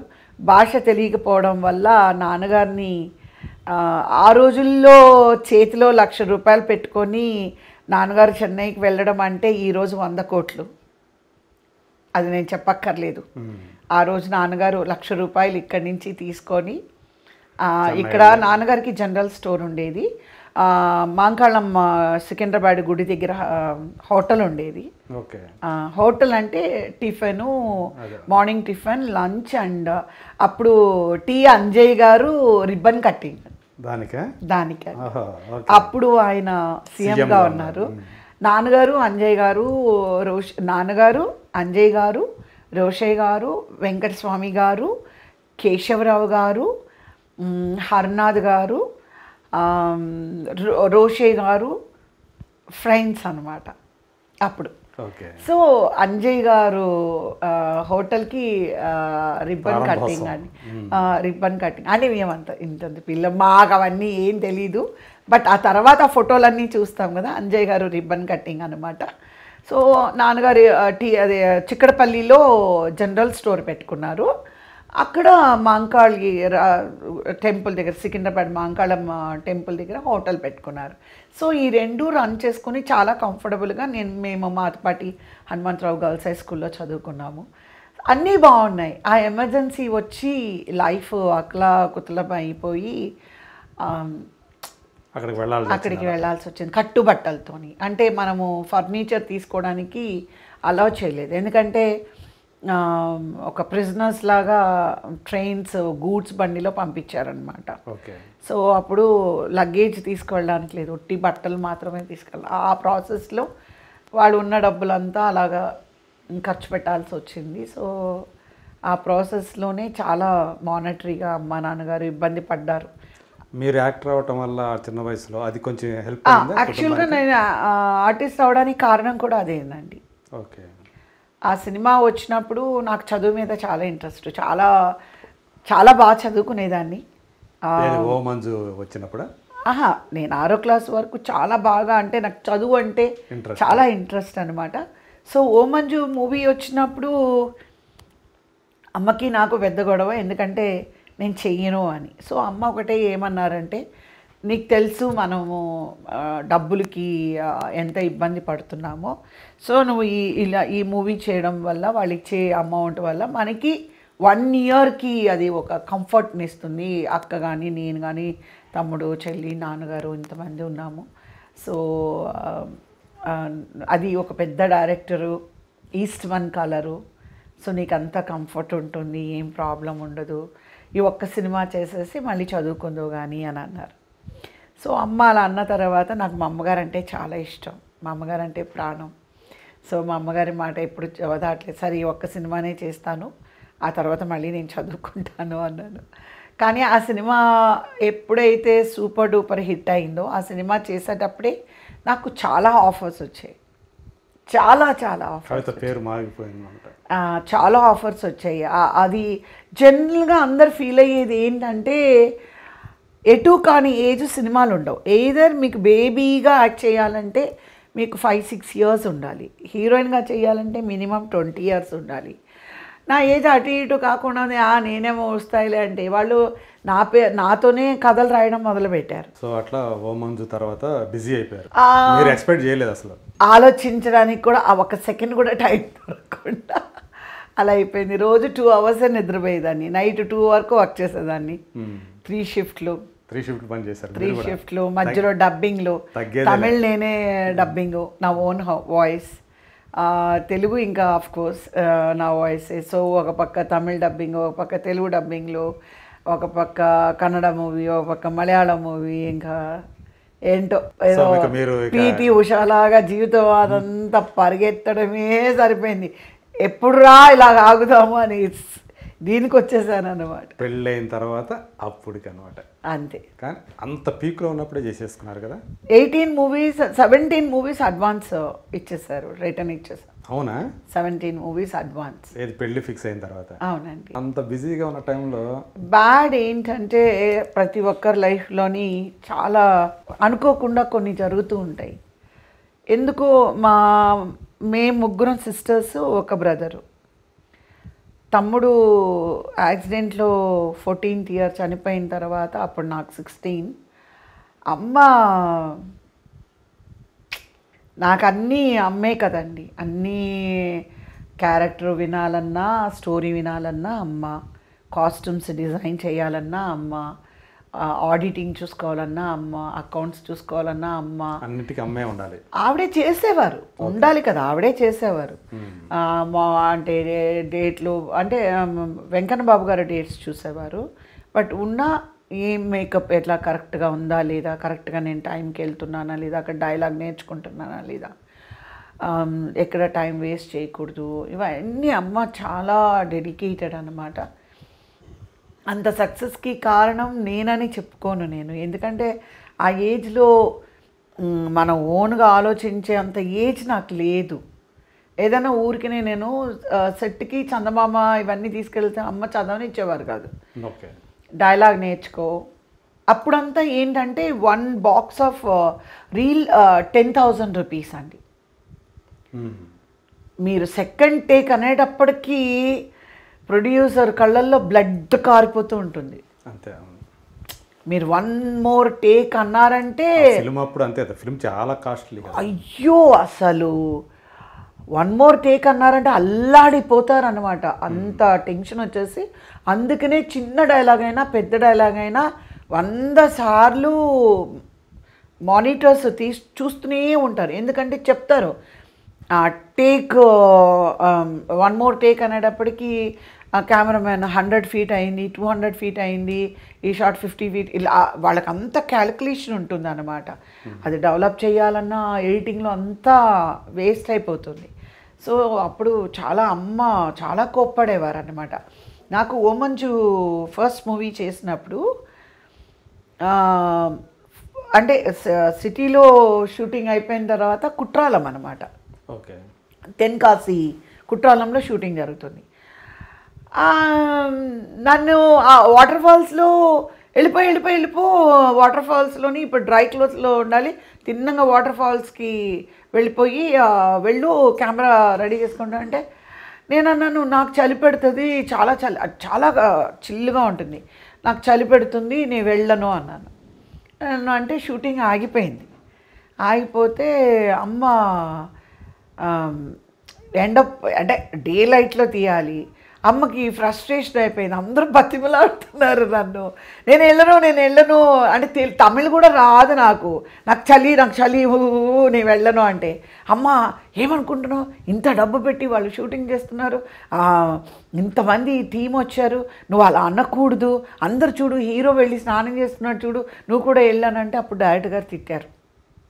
డైరెక్టర్ గారు అన్నారు అలా మాట్లాడకండి, చిన్న అమ్మాయి డెఫినెట్గా ఇంత చలిలోని ఏదన్నా ఎక్స్పీరియన్స్ ఉందా అమ్మాయికి షూటింగ్ గురించి, సడన్గా మనం వెళ్ళామంటే మీరు కామ్గా ఉండండి అని చెప్పి నాకు వేడి నీళ్ళు బకెట్లతో కాగిపించి తెప్పించి ఫస్ట్ ఈ షాట్లన్నీ తీసేద్దాం. ఎందుకంటే ఆ వాటర్ ఫాల్ కింద నన్ను వెళ్ళమనే టైంకి 4 అయ్యింది ఈవినింగ్. No problem. ఆ షాట్ నేను రేపు మార్నింగ్ మంచి మార్నింగ్ సన్ అంటే ఆ వాటర్ కూడా వేడిగా ఉంటుంది వాటర్ ఫాల్స్లోనే, అప్పుడు నేను తీసుకుంటాను, మీరు ఏమనద్దు అని అమ్మని కోప్పడి వేడి నీళ్ళు కాయించి ప్రతి షాట్కి అక్కడ పెద్ద అండా పెట్టి ఒక పక్కన షాట్ పక్కనే ఫైర్ లాగా పెట్టి ప్రతి షాట్కి ఆ వేడి నీళ్ళు తలమేంచి పోసి ఆ బయట మొత్తం సీన్ అంతా అది కంప్లీట్ చేసి నెక్స్ట్ డే వాటర్ ఫాల్స్లోకి వెళ్ళేది. అంటే మా మదరు ఎంత డెడికేటెడ్, ఎంత షీస్ కన్సర్న్, వాళ్ళకి డబ్బు వేస్ట్ కాకూడదు, ఇంత ఇన్వెస్ట్ చేశారు అని చెప్పి అనమాట. సో అలా తర్వాత దేవుడి దయ వల్ల ఎక్కువ హీరోయిన్ ఓరియంటెడ్ మూవీస్ చేశాను. అది నా లైఫ్లో అదొకటి చాలా హ్యాపీగా ఫీల్ అవుతుంది. పేరుతో కూడా చేశారు కదా. డ్యూయల్ రోలు బందిపోటు రుద్రంలో చేశాను. ట్రిబుల్ రోలు తమిళ్లో కాచన్లే వరం గీతం అని ఎస్పి బుద్ధరామన్ గారి డైరెక్షన్లో చేశాను. కృష్ణం పంజు గారు, ఇళయరాజా గారు అంటే దిగ్గజాలంటాం కదా, అంత బిగ్ దిగ్గజాలంటాం కదా, అంత లెజెండ్స్తోని. అంటే ఇప్పుడు నేను లెజెండ్స్ అంటున్నాను, నాకు అప్పుడంతా శివాజీ గారితో యాక్ట్ చేసిన, రామారావు గారితో యాక్ట్ చేసిన, ఎంజి రామచంద్రన్ గారితో యాక్ట్ చేసిన, ఓకే వణకం ఏదేదా என்ன డైలాగ్, ఓకే சொல்லுங்க, ఓకే సరే రెడీ, ఏంటి డైలాగ్ ఏంటి, ఓకే అని ఉంటానన్నమాట. అసలు మా అమ్మ ఏంటి అకతాయిగా ఉంటావు వెళ్ళి ఏంటి అంటది, ఏం చేయాలి అని అంటాను నేను, ఊరికే ఉండు అంటాను. సో వాళ్ళందరూ కూడా మధుసూదన్ రావు గారు డైరెక్షన్లో చేయడానికి అందరూ నన్ను భయపెట్టారు.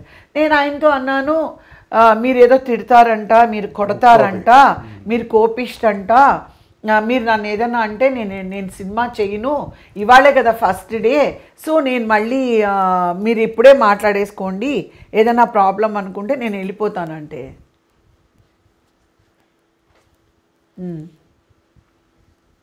ఓకే ఎవరు నీకు ఇవన్నీ చెప్పారో చెప్పగలవా అన్నారు. నేను అంజలీదేవి గారు చెప్పారు. ఆవిడ బయట కూర్చోరుంది, అంజలీదేవి గారు చెప్పారు అన్నాను. ఏం మాట్లాడలా. నేను అన్నాను, లేదు మీరు చెప్పండి అంటే, నువ్వు హ్యాపీగా పనిచేయి. శోభన్ బాబు గారు ఉన్నారు ఆ రోజు. శోభన్ బాబు గారు ఇద్దరు కొడుకులు. అంటే నేను శోభన్ బాబు గారికి పేరు కాదు, రతి అగ్నిహోత్రి, నేను రంగనాథ్ గారు చెప్పారు అన్నాను. బయటకు వచ్చి, ఏమ్మా ఏదో పిల్ల అందంగా ఒక ఆడపిల్ల వచ్చింది, సరదాగా మాట్లాడదామంటే ముందే మీరు రిబ్బన్ కట్ చేశారా అన్నారు. అన్న వెంటనే ఆవిడ అంది, అందుకే చెప్పాను నేను అని. అంటే ఇట్ ఈస్ వెరీ హెల్దీగా, చాలా జోవియల్గా, చాలా సరదాగా, చాలా హ్యాపీగా అలా ఉండేదన్నమాట. మీరు నమ్ముతారా, అందరినీ కోప్పడేవారు ఆయన.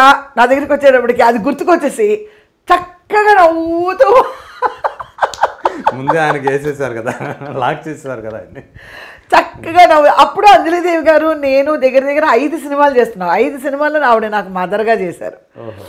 అందుకని వేరే సినిమాలో నేను అన్నాను, వెంకటేశ్వర మహాచలం మదర్గా చేసినప్పుడు నేను అన్నాను, ఏంటండి మధుసూదన్ రావు గారితో ఆయన గురించి నాకు అలా చెప్పారు, చాలా మంచి డైరెక్టర్ గారు అన్నాను. అవునా తల్లి, చూడు నేను అలా చెప్పారు కాబట్టి నీతో ఏమి నేను ఒక మాట అలా లేదంటే నీకు అల్లాడిపోయి ఉండేదానివి. శోభన్ బాబు గారిని కూడా అస్సలు ఏదైనా ఒక షాట్ జరిగితే ఇంటికి అది అంటారు, ప్యాకప్ అని అంటారంట ఆయన. అంత కోపం అంట ఆయనకి. నాకు నిజంగా ఎందుకో మా శ్రీధర్ గారే అందరూ అంటారు, జయలలిత గారిని, కాంచన గారిని అంతా చాలా కోపంగా మాట్లాడేవారు. అసలు చాలా ఒక షార్ట్స్ సరిగ్గా ఏంటో తెలీదు. నా వరకు శ్రీధర్ గారు ఎప్పుడు తెలుగులో మాట్లాడితే మాత్రం కోప్పడేవారు సెట్లో. నాకు వేరే భాష రాదు, తమిళ్ రాదు నాకు. అన్నిటికి డైరెక్టర్ గారండి నేను రెడ్డి అండి. డైరెక్టర్ శ్రీధర్ గురించి మాట్లాడు. శ్రీధర్ గారు చిత్రాలు అంటే మీకు తెలిసి ఉంటుంది, జయలలిత గారిని, అంటే మన తమిళనాడు సీఎం గారు ఉన్నారు కదా, జయలలిత గారు, కాంచన గారు, వెన్నరాడై నిర్మల గారు, ముత్తురామన్ గారు, తర్వాత రేఖా గారి సిస్టర్సు, పద్మప్రియ, హేమమాలిని గారు, అమితాబ్ బచ్చన్ గారు, శశి కపూర్ గారు, పెళ్లి కానుక అప్పుడంతా మనసే మందిరం డైరెక్టర్, అంతా గ్రేట్ డైరెక్టర్. సో ఆయనతో no Telugu, just Tamil movie, speak Tamil అనేవారు. ఏం చేస్తాము, నాకేమో రాదు, సైలెంట్గా ఉండేదాన్ని. ఆయన పట్టుబట్టి డబ్బింగ్ ఎవరు చెప్పకూడదు, నువ్వే చెప్పాలి అని అంటే, ఇప్పుడు పి వాసు గారు ఉన్నారు కదా, one of the top most director, Chandramukhi director. ఆయన అప్పుడు క్లాప్, అంటే ఆయన లాస్ట్ కేటగిరీ, 5th డైరెక్షన్ పాటలో లాస్ట్ కేటగిరీ ఆయన దగ్గరుండి, ఆయనకి తెలుగు తమిళ వచ్చు. పీతాంబరం గారు వాళ్ళ అబ్బాయే కదా, ఆయనకి తెలుగు తమిళ వచ్చు కాబట్టి ఆయన, నేను సంతాన భారతి అని, he is a very top director ఆయన కూడా. అప్పుడు ఆయన అసోసియేట్ డైరెక్టర్. ఆయన పి వాసు గారు డబ్బింగ్ ఇన్ఛార్జ్గా ఇచ్చి, సో నాకు అర్థం చెప్పి ఎక్కడ కూడా తమిళ్ కరెక్ట్గా మాట్లాడాలని, ఆ సినిమా కోసం తమిళ్ ట్యూటర్ని పెట్టుకొని, తమిళ్ న్యూస్ పేపర్ తెచ్చుకొని లౌడ్గా మాట్లాడేదాన్ని. ఎలాగో మా మేకప్ మ్యాన్ తమిళ్, ఆయనతోని కొంచెం కొంచెం మాట్లాడడం అలా అలాగని నా ఓన్ వాయిస్ అని ఆ మూవీలోని. సో అలాగా. సో నాకు వెనక్కి తిరిగి చూస్తే ఎలా ఉంటుంది అంటే, ఇట్స్ రియలీ గ్రేట్ జర్నీ. ఎలా అంటే లెజెండరీ డైరెక్టర్స్తోని వర్క్ చేయడం జరిగింది. అందరూ కూడా చాలా చాలా చాలా అంటే ప్రేమగా, ఆప్యాయతతోని, మా ఇంటి బిడ్డ, మా ఇంటి పిల్ల. నాకు ఒక తమిళ హీరో, ఆయన అప్పుడు ఆయనకి 45 years, నాకు 16 years. అంతకు ముందు ఆయన కూతురుగా యాక్ట్ చేశా. ఎవరు? ముత్తురామన్ గారు. ముత్తురామన్ గారు, శారద గారు అమ్మా నాన్నగారుగా చేశారు. నేను కూతురుగా చేశాను. నాకు పేరు ఎవరంటే చిన్ని ప్రకాష్ ఉన్నారు కదా, ఇప్పుడు కొరియోగ్రాఫర్ ఉన్నారు, ఆయనకి ఫస్ట్ మూవీ అది. ఆయన హీరోగా అందులో ఇంట్రడ్యూస్ అయ్యారు. సో ఆయన నేను పేరు ముత్తురామన్ గారు, శారద గారు అమ్మా నాన్నగారు. ఆ మూవీ చేసి నెక్స్ట్ మూవీ నేను ఆ మూవీ చేసేటప్పుడు రోజు నాకు ఒక క్యాడ్బరీస్ 5-star చాక్లెట్ తెచ్చిచ్చేవారు ముత్తురామన్ గారు. అంటే ఎప్పుడు అనేవారు, ఏ కొందే వా వా వా వా కొందే వా అలా పిలిచేవారు అన్నమాట. అంటే పాపా ఇట్రా అని. చాలా శారద గారు కూడా చాలా ప్రేమగా చూసేవారు. నాకు డైలాగులు రాకపోతే శారద గారు ఎక్స్ప్లెయిన్ చేసేవారు. తమిళ్ కాబట్టి ఇలా చెప్పాలి అని అన్నీ చాలా హెల్పింగ్ ఉండేది. అలాగే శ్రీవిద్య గారితో కూడా నేను ఒక డాటర్గా చేసినప్పుడు ఆవిడ నాకు డైలాగ్ దీంట్లో చాలా హెల్ప్ చేసేవారు. కేఆర్ విజయ్ గారు హెల్ప్ చేసేవారు. శ్రీవిద్యకి డాటర్గా చేశారా? డాటర్గా చేశాను. తమిళ్లో రౌడీ రాకమ్మ ఓకే డాటర్గా చేశాను. అంటే మీరు నేను ఎలా కనిపిస్తున్నా మీకు? మీ ఇద్దరికి ఎంత వయసు తేడా ఉంటుంది చెప్పండి నాకు. నేను అవన్నీ నేను చెప్పను. ఆవిడ నాకు సీనియర్ మోస్ట్. తూర్పు పడమర ఎప్పుడు వచ్చింది? అది 1970sలోనే వచ్చింది కదా. అప్పటికి నా వయసు ఎంత? 5 సంవత్సరాలు ఉంటాయి. అప్పుడు మరి ఆవిడకి కూతురుగా నేను చేయకుండా ఆవిడకి అమ్మగా నేను చేయగలను. 4 ఏళ్ళు 5 ఏళ్ళు తేడా ఉంటుందేమో అనుకుంటున్నాను. ఆ మాత్రానికే తల్లి అయిపోతారు. నేను హీరోయిన్ అయ్యేటప్పుడు ఆవిడ మదర్ చేస్తున్నారు. ఆవిడ మదర్గా ఆవిడే యాక్ట్ చేస్తున్నారు అప్పటికి. సో శ్రీవిద్య గారి డాటర్గా చేశాను. ఆవిడ ఇస్ వెరీ ఎక్సలెంట్. చాలా నేనంటే చాలా ఇష్టపడేవారు ఆవిడ. తర్వాత అలాగే మెల్లమెల్లగా తమిళ్ నేర్చుకొని నా ఓన్ వాయిస్ ఇచ్చి. ఆమె నరసింహరాజుతో పక్కన చేసింది, మీరు నరసింహరాజు పక్కన చేశారు. హీరోస్ నాగేశ్వరరావు గారు మొన్నటి వరకు చేశారు, దానికి దీనికి. అలా ఇట్స్ వెరీ నైస్ అండి. అంత మంచి డైరెక్టర్స్తో వర్క్ చేశాను, మంచి బ్యానర్స్తో వర్క్ చేశాను. నేను ఆ 3 క్యారెక్టర్స్ చేసిన సినిమాకి భారతిరాజా గారికి, నాకు, కెమెరామ్యాన్ బాబు గారికి నేషనల్ అవార్డు వచ్చింది ఆ ఒక్క సినిమాకి. ఎందుకంటే అసలు గ్రేట్ పర్సనాలిటీతో వర్క్ చేశాను అనేది ఇప్పుడు తెలుసు, అప్పుడు తెలియదు కదా. సో ఇవన్నీ ఇప్పుడు ఒకసారి చూసుకుంటే ఇప్పుడు అనుకుంటే అమ్మా ఇంత గొప్ప వాళ్ళతో నేను చేశానా అని. ఇప్పుడు అప్పుడు ఏమీ లేదు. రామారావు గారు అంటే వెళ్ళిపోవడము, కుర్చీ లాగేసి అందరూ బాలకృష్ణ గారు అనేవారు. నేను ఏంటి అనేవారు. శుభ్రంగా వెళ్ళిపోయి రామారావు గారు వీళ్ళందరూ కూర్చుని నేను కుర్చీ లాగేసుకొని కూర్చునేదాన్ని. అలా కూర్చోకూడదంట. కానీ ఆయన పాపం ఆయన ఏమనేవారు, ఈ చుట్టూ ఉండే వాళ్ళదే గొడవ ఎక్కువ, ఆయన ఏం అన్నారు. ఒకరోజు సరదారాముడు సాంగ్ జరుగుతుంది, అలాగే కుర్చీ లాక్కొని నేను కూర్చున్నాను. రామారావు గారు వెనకాల బాలకృష్ణ గారు నిలబడి అన్నాను. ఈ లోపల రామారావు గారికి కాఫీ వచ్చింది. కాఫీ కప్ అండ్ సాసర్లో తెచ్చిచ్చారు. కవిత గారు మీరు కాఫీ తాగుతారా అన్నారు. నాకు ఏం చెప్పాలో తెలియదు కదా. అక్కడి నుంచి బాలకృష్ణ గారు ఇలా అంటే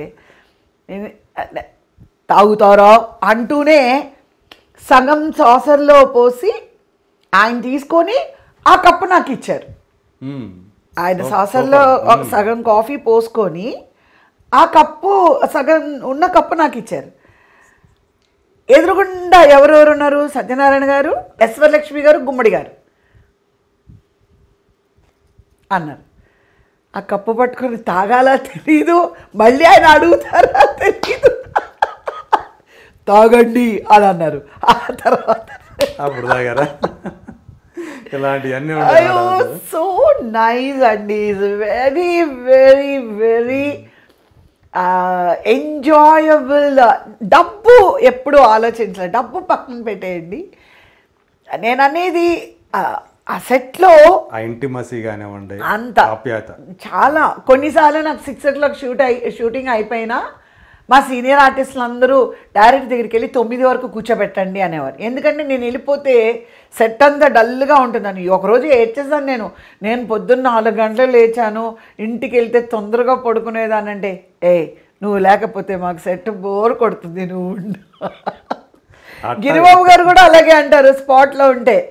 గిరిబాబు గారు, రాజ్బాబు గారు చూడండి, రమాప్రభు గారు, రాజ్బాబు గారు, గిరిబాబు గారు, సుత్తివేలు గారు, సుత్తి వీరభద్రరావు గారు, వీళ్ళందరూ సెట్లో నేను ఉంటే.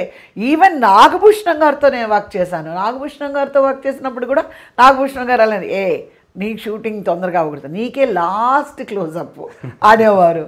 సో ఏ రోజు ఎప్పుడు లైక్ మిస్అండర్స్టాండింగ్స్ కానీ ఇది ఎప్పుడూ లేదండి. చాలా త్వరగా కరిగిపోయినట్లు అనిపించట్లేదా ఆ రోజులు? అందరికీ నా మీద కోపం ఏంటంటే అందరితో తిట్లు తిన్నాను అనుకోండి, తొందరగా ఎగ్జిట్ అయినందుకు, వెళ్ళిపోయినందుకు అందరూ తిట్టారు. అంటే పెళ్లి చేసుకున్నాను 19 ఏళ్ళకి పెళ్లి చేసుకున్నాను. 20 కంప్లీట్ అయిపోయిందండి. పెళ్లి చేసుకున్న 21 అవుతుంది. ఓకే.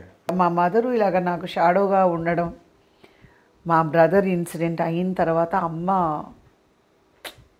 కోలుకోలేకపోయారు, చాలా ఇబ్బంది పడిపోయారు. నాన్నగారు వచ్చేవారు, బట్ నాన్నగారికి ఏంటంటే ఇండస్ట్రీ గురించి పెద్దగా తెలీదు. ఎందుకంటే ఎప్పుడూ అమ్మ ఉండేవారు. అమ్మ ఏంటంటే గివ్ అండ్ టేక్ పాలసీస్ ఉంటాయి, అర్థం చేసుకుంటారు. నాన్నగారి దగ్గర అది లేదు, నాన్నగారికి తెలీదు. సడన్గా నాన్నగారు నాతో రావడం, తర్వాత ఏదైనా టైంకి పంపించకపోయినా నాన్నగారికి కోపం రావడం, సెట్లో కొంచెం ఇబ్బంది పడడం, ఇట్లా అంతా అయ్యి అమ్మ వద్దు ఇంకా మానేసి అని చెప్పి. నాన్నగారు రావటం అంటే ఆయన అడ్జస్ట్ అలాగేం కాదండి, అట్లా ఏం లేదండి, అలా ఏమీ లేదు. కానీ అమ్మకి ఏంటంటే అమ్మ ఉంటేనే కదండి, నాన్నగారికి నా మేకప్ గురించి తెలీదు, నా హెయిర్ స్టైల్స్ గురించి తెలీదు, నాన్నగారికి తెలీదు. సో చాలా ఇబ్బంది అయ్యేది. సో అమ్మ వచ్చేవారు, నాన్నగారు ఒకసారి, అమ్మ ఒకసారి, అట్లా ఉండేది. ఆఖరికి తమ్ముడు చనిపోయిన నెక్స్ట్ ఇయర్ అక్కకి మ్యారేజ్ అయింది. తర్వాత అమ్మ ఇంకా చాలా చేతి నిండా మూవీస్ ఉన్నాయి కదా, అవన్నీ అమ్మ ఏమన్నారంటే వద్దు, నాకు ఓపిక లేదు, నా వల్ల కావడం లేదు, నాకు అసలు 5 నిమిషాలు కూడా నా వల్ల కావడం లేదు. బ్రదర్ ఇన్సిడెంట్ వల్ల చాలా అమ్మ డిస్టర్బ్ అయిపోయారు. అందుకోసం నాకు ఏమనిపించలే, ఓకే 132 మూవీస్ హీరోయిన్గా చేశాను. 132 సినిమాలు హీరోయిన్గా. చాలా తక్కువ టైంలో కదా. 77 నుంచి 84. అంటే మేబీ 7-8 ఇయర్స్ లోపల ఇదంతా. అంటే నా 20th ఇయర్ వరకు అంటే 9 ఇయర్స్ ఉందండి. 9 ఇయర్స్ చేశాను. ఓకే. కానీ అన్ని షిఫ్ట్లు పనిచేశానండి. కన్నడంలో కూడా బెంగళూరులో 2 షిఫ్ట్లు చేశానంటే నమ్ముతారా? అదే సంవత్సరానికి 10 సినిమాల కంటే ఎక్కువ చేశానండి. ఎక్కువ చేశాను. ఒక 18 to 20 సిస్టర్ రోల్స్ అట్లాంటివి. అంటే నాగేశ్వరరావు గారి సిస్టర్ కానీ, రామారావు గారి సిస్టర్ కానీ, బంగారు భూమిలో కృష్ణ గారికి సిస్టర్గా చేశాను. తర్వాత తిరుసిరిమలో జయప్రద సిస్టర్గా చేశాను. తర్వాత సారథి స్టూడియోస్ శశిభూషణ్ గారి మూవీలో కృష్ణ గారి హీరో, అందులో కూడా ఒక ఇండివిజువల్ క్యారెక్టర్ చేశాను. అలా కొన్ని అంటే హీరోయిన్ కాకుండా మెయిన్ క్యారెక్టర్స్ చేయడం జరిగింది. కానీ అరౌండ్ ద క్లాక్ పనిచేస్తాను, చాలా కష్టపడ్డాను. సో అలా సినిమాల నుంచి దాంతో మ్యారేజ్ తర్వాత మా హస్బెండ్ మా మదర్కి కాల్ చేసి ఒకసారి చెప్తున్నారు, ఏంటి నాకు చిన్న అమ్మాయినిచ్చి పెళ్లి చేసేసారు, నిద్రపోతూనే ఉంది. అంటే ఏమైపోయింది, 2-3 సంవత్సరాలు ఎక్కడంటే అక్కడే ఇంకా అమ్మ వాళ్ళ ఇంటికి వచ్చినా నిద్రపోతూనే ఉండేదాన్ని, నిద్రపోతూనే ఉండాలి, నిద్ర నిద్ర నిద్ర ఎక్కడున్నా అలా. అంటే అప్పుడు నాకు అర్థమైన నా బాడీ ఎంత ఆ 10 years ఎగ్జాషను చాలా అండి. ఏంటండి ఒక మూవీ అంటే 5 songs ఉంటాయి, మినిమం 4 songs మీరు చేస్తారు హీరోయిన్గా, అంతే కదండి ఉంటాయి. తర్వాత యాక్షన్ మూవీస్కి అంతా కరాటే, ఒక మూవీలో కరాటే పెట్టారు నాకు, తర్వాత జూడో పెట్టారు. అవన్నీ మీరు నమ్ముతారా అండి? అసలు చెప్తే అదే చెప్తున్నా, చెప్తే మీకు అసలు ఆశ్చర్యంగా ఉంటుంది. హార్స్ రైడింగ్, బైక్, జీప్ నడపాలి, బైక్ నడపాలి, సైకిల్. కొవ్వూరు ఉంది కదండి, రాజమండ్రి బ్రిడ్జ్, ఆ బ్రిడ్జ్ పైన నేను నారాయణరావు గారు సైకిల్ మీద సాంగ్ మాది. అప్పటికి నాకు సైకిల్ తొక్కడం రాదు. వాళ్ళు సడన్గా నెక్స్ట్ డే మార్నింగ్ మొత్తం సాంగ్ సైకిల్ మీద అన్నారు. అయ్యా అది ఆ రాజమండ్రి ఆ కొవ్వూరు రోడ్లలో సైకిల్ చేయాలి, ఏం చేయాలి? ఇంకా అసలు సైకిల్ ఏ సైకిలో నాది అని తెప్పించుకొని సీన్స్ జరుగుతున్నాయి రాజమండ్రిలో, మామూలు సీన్స్ జరుగుతున్నాయి మామూలు నెక్స్ట్ డే మార్నింగ్ చిన్ని సంపత్ గారే దానికి సాంగ్ అనమాట, సైకిల్ మీద చేయాలి నేను నారాయణరావు గారు. అంటే మీరు ఒక సైకిల్ ఆయన సైకిల్, 2 సైకిల్ తొక్కుకుంటూ పాట. ఏం చేయమంటారు చెప్పండి? సైకిల్ రాదు నాకు, పాట పాడాలి, ఇద్దరు ఈక్వల్గా వెళ్ళాలి. అసలు నమ్మరు, ఆ రోడ్లో షార్ట్ ఒక గ్యాప్ వచ్చిందంటే వేరే ఎవరికైనా క్లోజ్ తీస్తే టక్కని వెళ్ళడము, సైకిల్ ఎలా తొక్కాలి పట్టుకొని అలా నేర్చుకొని నెక్స్ట్ డే సైకిల్ తొక్కి సాంగ్ చేశారు. అంటే చెప్పడానికి చాలా గ్లామరస్గా స్టైల్గా మూవీస్ చేయడం వేరు, ఏదో పాటలు పాడేసాము, లవ్ సీన్స్ చేసేసాము. నా లైఫ్ మాత్రం నేను అన్నీ టచ్ చేశాను. తర్వాత బందిపోటు రుద్రమ్మ యాక్షన్ అని అంటే దానికి కొన్నిసార్లు కొన్ని ఫైట్స్ రిహార్సల్స్కి వెళ్ళేదాన్ని. ఏకలవ్యలోని నాకు స్పెషల్ సాంగ్ ఎంఎస్ రెడ్డి గారు కవితనే కావాలి అని అంటే full classical song, Kamalakar Kameswara Rao గారు డైరెక్షన్లోని. అది మళ్ళీ 2 days నేను ప్రాక్టీస్కి వెళ్ళాలి. ఎప్పుడు వెళ్ళాలండి? నేను 10 o'clock వరకు నాకు షూటింగ్ ఉంటుంది. ఆ తర్వాత ఒక కళ్యాణ మండపంలో టీ నగర్లో వెంకటేశ్వర కళ్యాణ మండపం పరంగల్ పార్క్ దగ్గర ఉండేది. ప్రతి వాళ్ళు అక్కడే సలీం మాస్టర్ గారు కానీ హీరాలాల్ మాస్టర్ గారు అంటే మేము ఇంటికి వెళ్ళేవాళ్ళం. ఏ చిన్ని సంపత్ కానీ తారా మాస్టర్ గారు కానీ చిన్ని ప్రకాష్ గారు కానీ ఎవరైనా అక్కడే మేము ప్రాక్టీస్ చేసేవాళ్ళం. అక్కడ మళ్ళీ 10 o'clock షూటింగ్ నుంచి అక్కడికి వెళ్ళి అక్కడ 1 hour 1.5 hour ప్రాక్టీస్ చేసి ఆ తర్వాత ఇంటికి వెళ్ళి ఆ తర్వాత మేకప్ తీసుకొని స్నానం చేసి పడుకొని మళ్ళీ 4 గంటలు వెళ్ళాలి. సో ఇలా మళ్ళీ జూడో, ఒక సినిమాలో జూడో పెట్టారు నాకు. అవి ఏంటంటే స్పాట్లో చెప్పలేం, అది ఆ పోస్చర్సు, ఆ స్టెప్సు, ఫీలింగ్సు, ఆ హిట్టింగ్ అంతా డిఫరెంట్గా ఉంటుంది. ఒక దాంట్లో కరాటే పెట్టారు, దాన్ని మళ్ళీ ప్రాక్టీస్ చేయాలి. సో ఇలా హార్స్ రైడింగ్ అది ప్రాక్టీస్ చేయాలి. ఒక సినిమాలో మోటార్ బైక్ నడపాల్సి వచ్చింది. మరి మోటార్ బైక్ అది నేర్చుకుంటేనే మనం నడపగలం. అప్పుడంతా మీకు తెలుసు పెద్ద పెద్ద బుల్లెట్స్, ఇప్పుడున్నంత ఈజీ టెక్నాలజీ లేదు. ఇప్పుడు మీరు బైక్లు ఏంటంటే బాడీ మీకు లైటర్గా ఉంటుంది, కంఫర్టబుల్గా మీరు రైడ్ చేయొచ్చు. అప్పుడు అంత ఏంటి ఆక్స్ లాగా ఉంటాయి, బరువుగా ఉంటాయి. నేనేమో ఇలా ఉండేదాన్ని. సో అలా అంత కష్టపడ్డానండి, అంత కష్టపడి డూపులు లేకుండా చేశానండి నేను. అలాగా లైఫ్ ఆ ఏజ్కి మేబీ అలాగా చక్కగా కష్టపడి అన్నీ ఒక్కటి కాదు, ఒక్కటి వదలలేదు. జీప్ నడిపా, లారీ నడిపాను, ఆటో నడిపాను, మోటార్ బైకు, సైకిలు, గుర్రం, జూడో, కరాటే, మామూలు ఫైటు, ఇంకేంటి ఒకటి ప్రతిజ్ఞలోనే జీప్ నడిపాను. మోహన్ బాబు గారు అది తిరుపతి ఘాట్ రోడ్స్లో విలేజ్ లోపలికి జీప్ నడుపుకుంటూ రావాలి. నడుపుతావా అన్నారు మోహన్ బాబు గారు. అన్నాను. అలాంటి ఫీట్లు సాహసాలన్నీ కూడా చేశారు అప్పుడు. సో ఇప్పుడు అవన్నీ కూడా ఒక తీపి జ్ఞాపకాలు. వెరీ నైస్ అండి, వెరీ. కానీ నాకు లైఫ్లో ఒక కోరిక ఉంది, ఒక యాక్షన్ మూవీ ఇప్పుడు చేయాలి అని. ఇప్పుడు ఎస్, మీరు యాక్షన్ చేయాలి అంటే యాక్షన్ మూవీ నేను యాక్ట్ చేయాలని. అంటే అప్పుడు మేబీ యాజ్ అ హీరోయిన్గా చేశాను. బట్ నేను ఫీల్ అయ్యేది ఏంటంటే కథా నాయకురాలు, కథకి నాయకురాలు can be a 60-year-old or 70-year-old or 50-year-old or 40-year-old. కథకి నాయకురాలు. అలా ఒక మంచి సబ్జెక్టు రెడీ చేసుకున్నాను నేను. చేసుకున్నాను. అంటే ఎవరైనా నాతో తీయాలి అనుకుంటే ఎస్, ఒకవేళ లేదనుకున్నా డెఫినెట్గా నేనైనా ప్రొడ్యూస్ చేసి ఒక మంచి డైరెక్టర్ని పెట్టుకొని ఒక మంచి స్క్రిప్ట్ ఉందన్నమాట. అలాగని కాదండి, ఒక ఇంగ్లీష్ బేస్డ్ దాంట్లోని ఒక మదర్ మీద ఒక సబ్జెక్ట్ అనమాట. సో యాక్షన్ మూవీ అది. సో అది చెయ్యాలని, హీరోయిన్ కాదు కాబట్టి ఒక మదర్ కాబట్టి ఆ కోరిక ఉంది. తప్పకుండా ఎవరైనా తీసినా పర్వాలేదు, లేదా నేనైనా ప్రొడ్యూస్ చేసి. Yes yes, age is not the bar అండి, it's a mind. It's mind 100%. ఈ రోజుకి అమితాబ్ బచ్చన్ గారు యాక్ట్ చేస్తున్నారు, మర్చిపోకండి. ఆయన ఎలాంటి ప్రమాదం ఎదుర్కొని మృత్యుం చేయడం. ఎవరికైనా అండి అవకాశం వస్తే నోబడి వీళ్ళకి నటన రాదు, వాళ్ళకి నటన అట్లా ఏం ఉండదండి. అవకాశం వస్తే ప్రతి ఆర్టిస్ట్ నిరూపించుకుంటారు, అవకాశం రావాలి అంతే.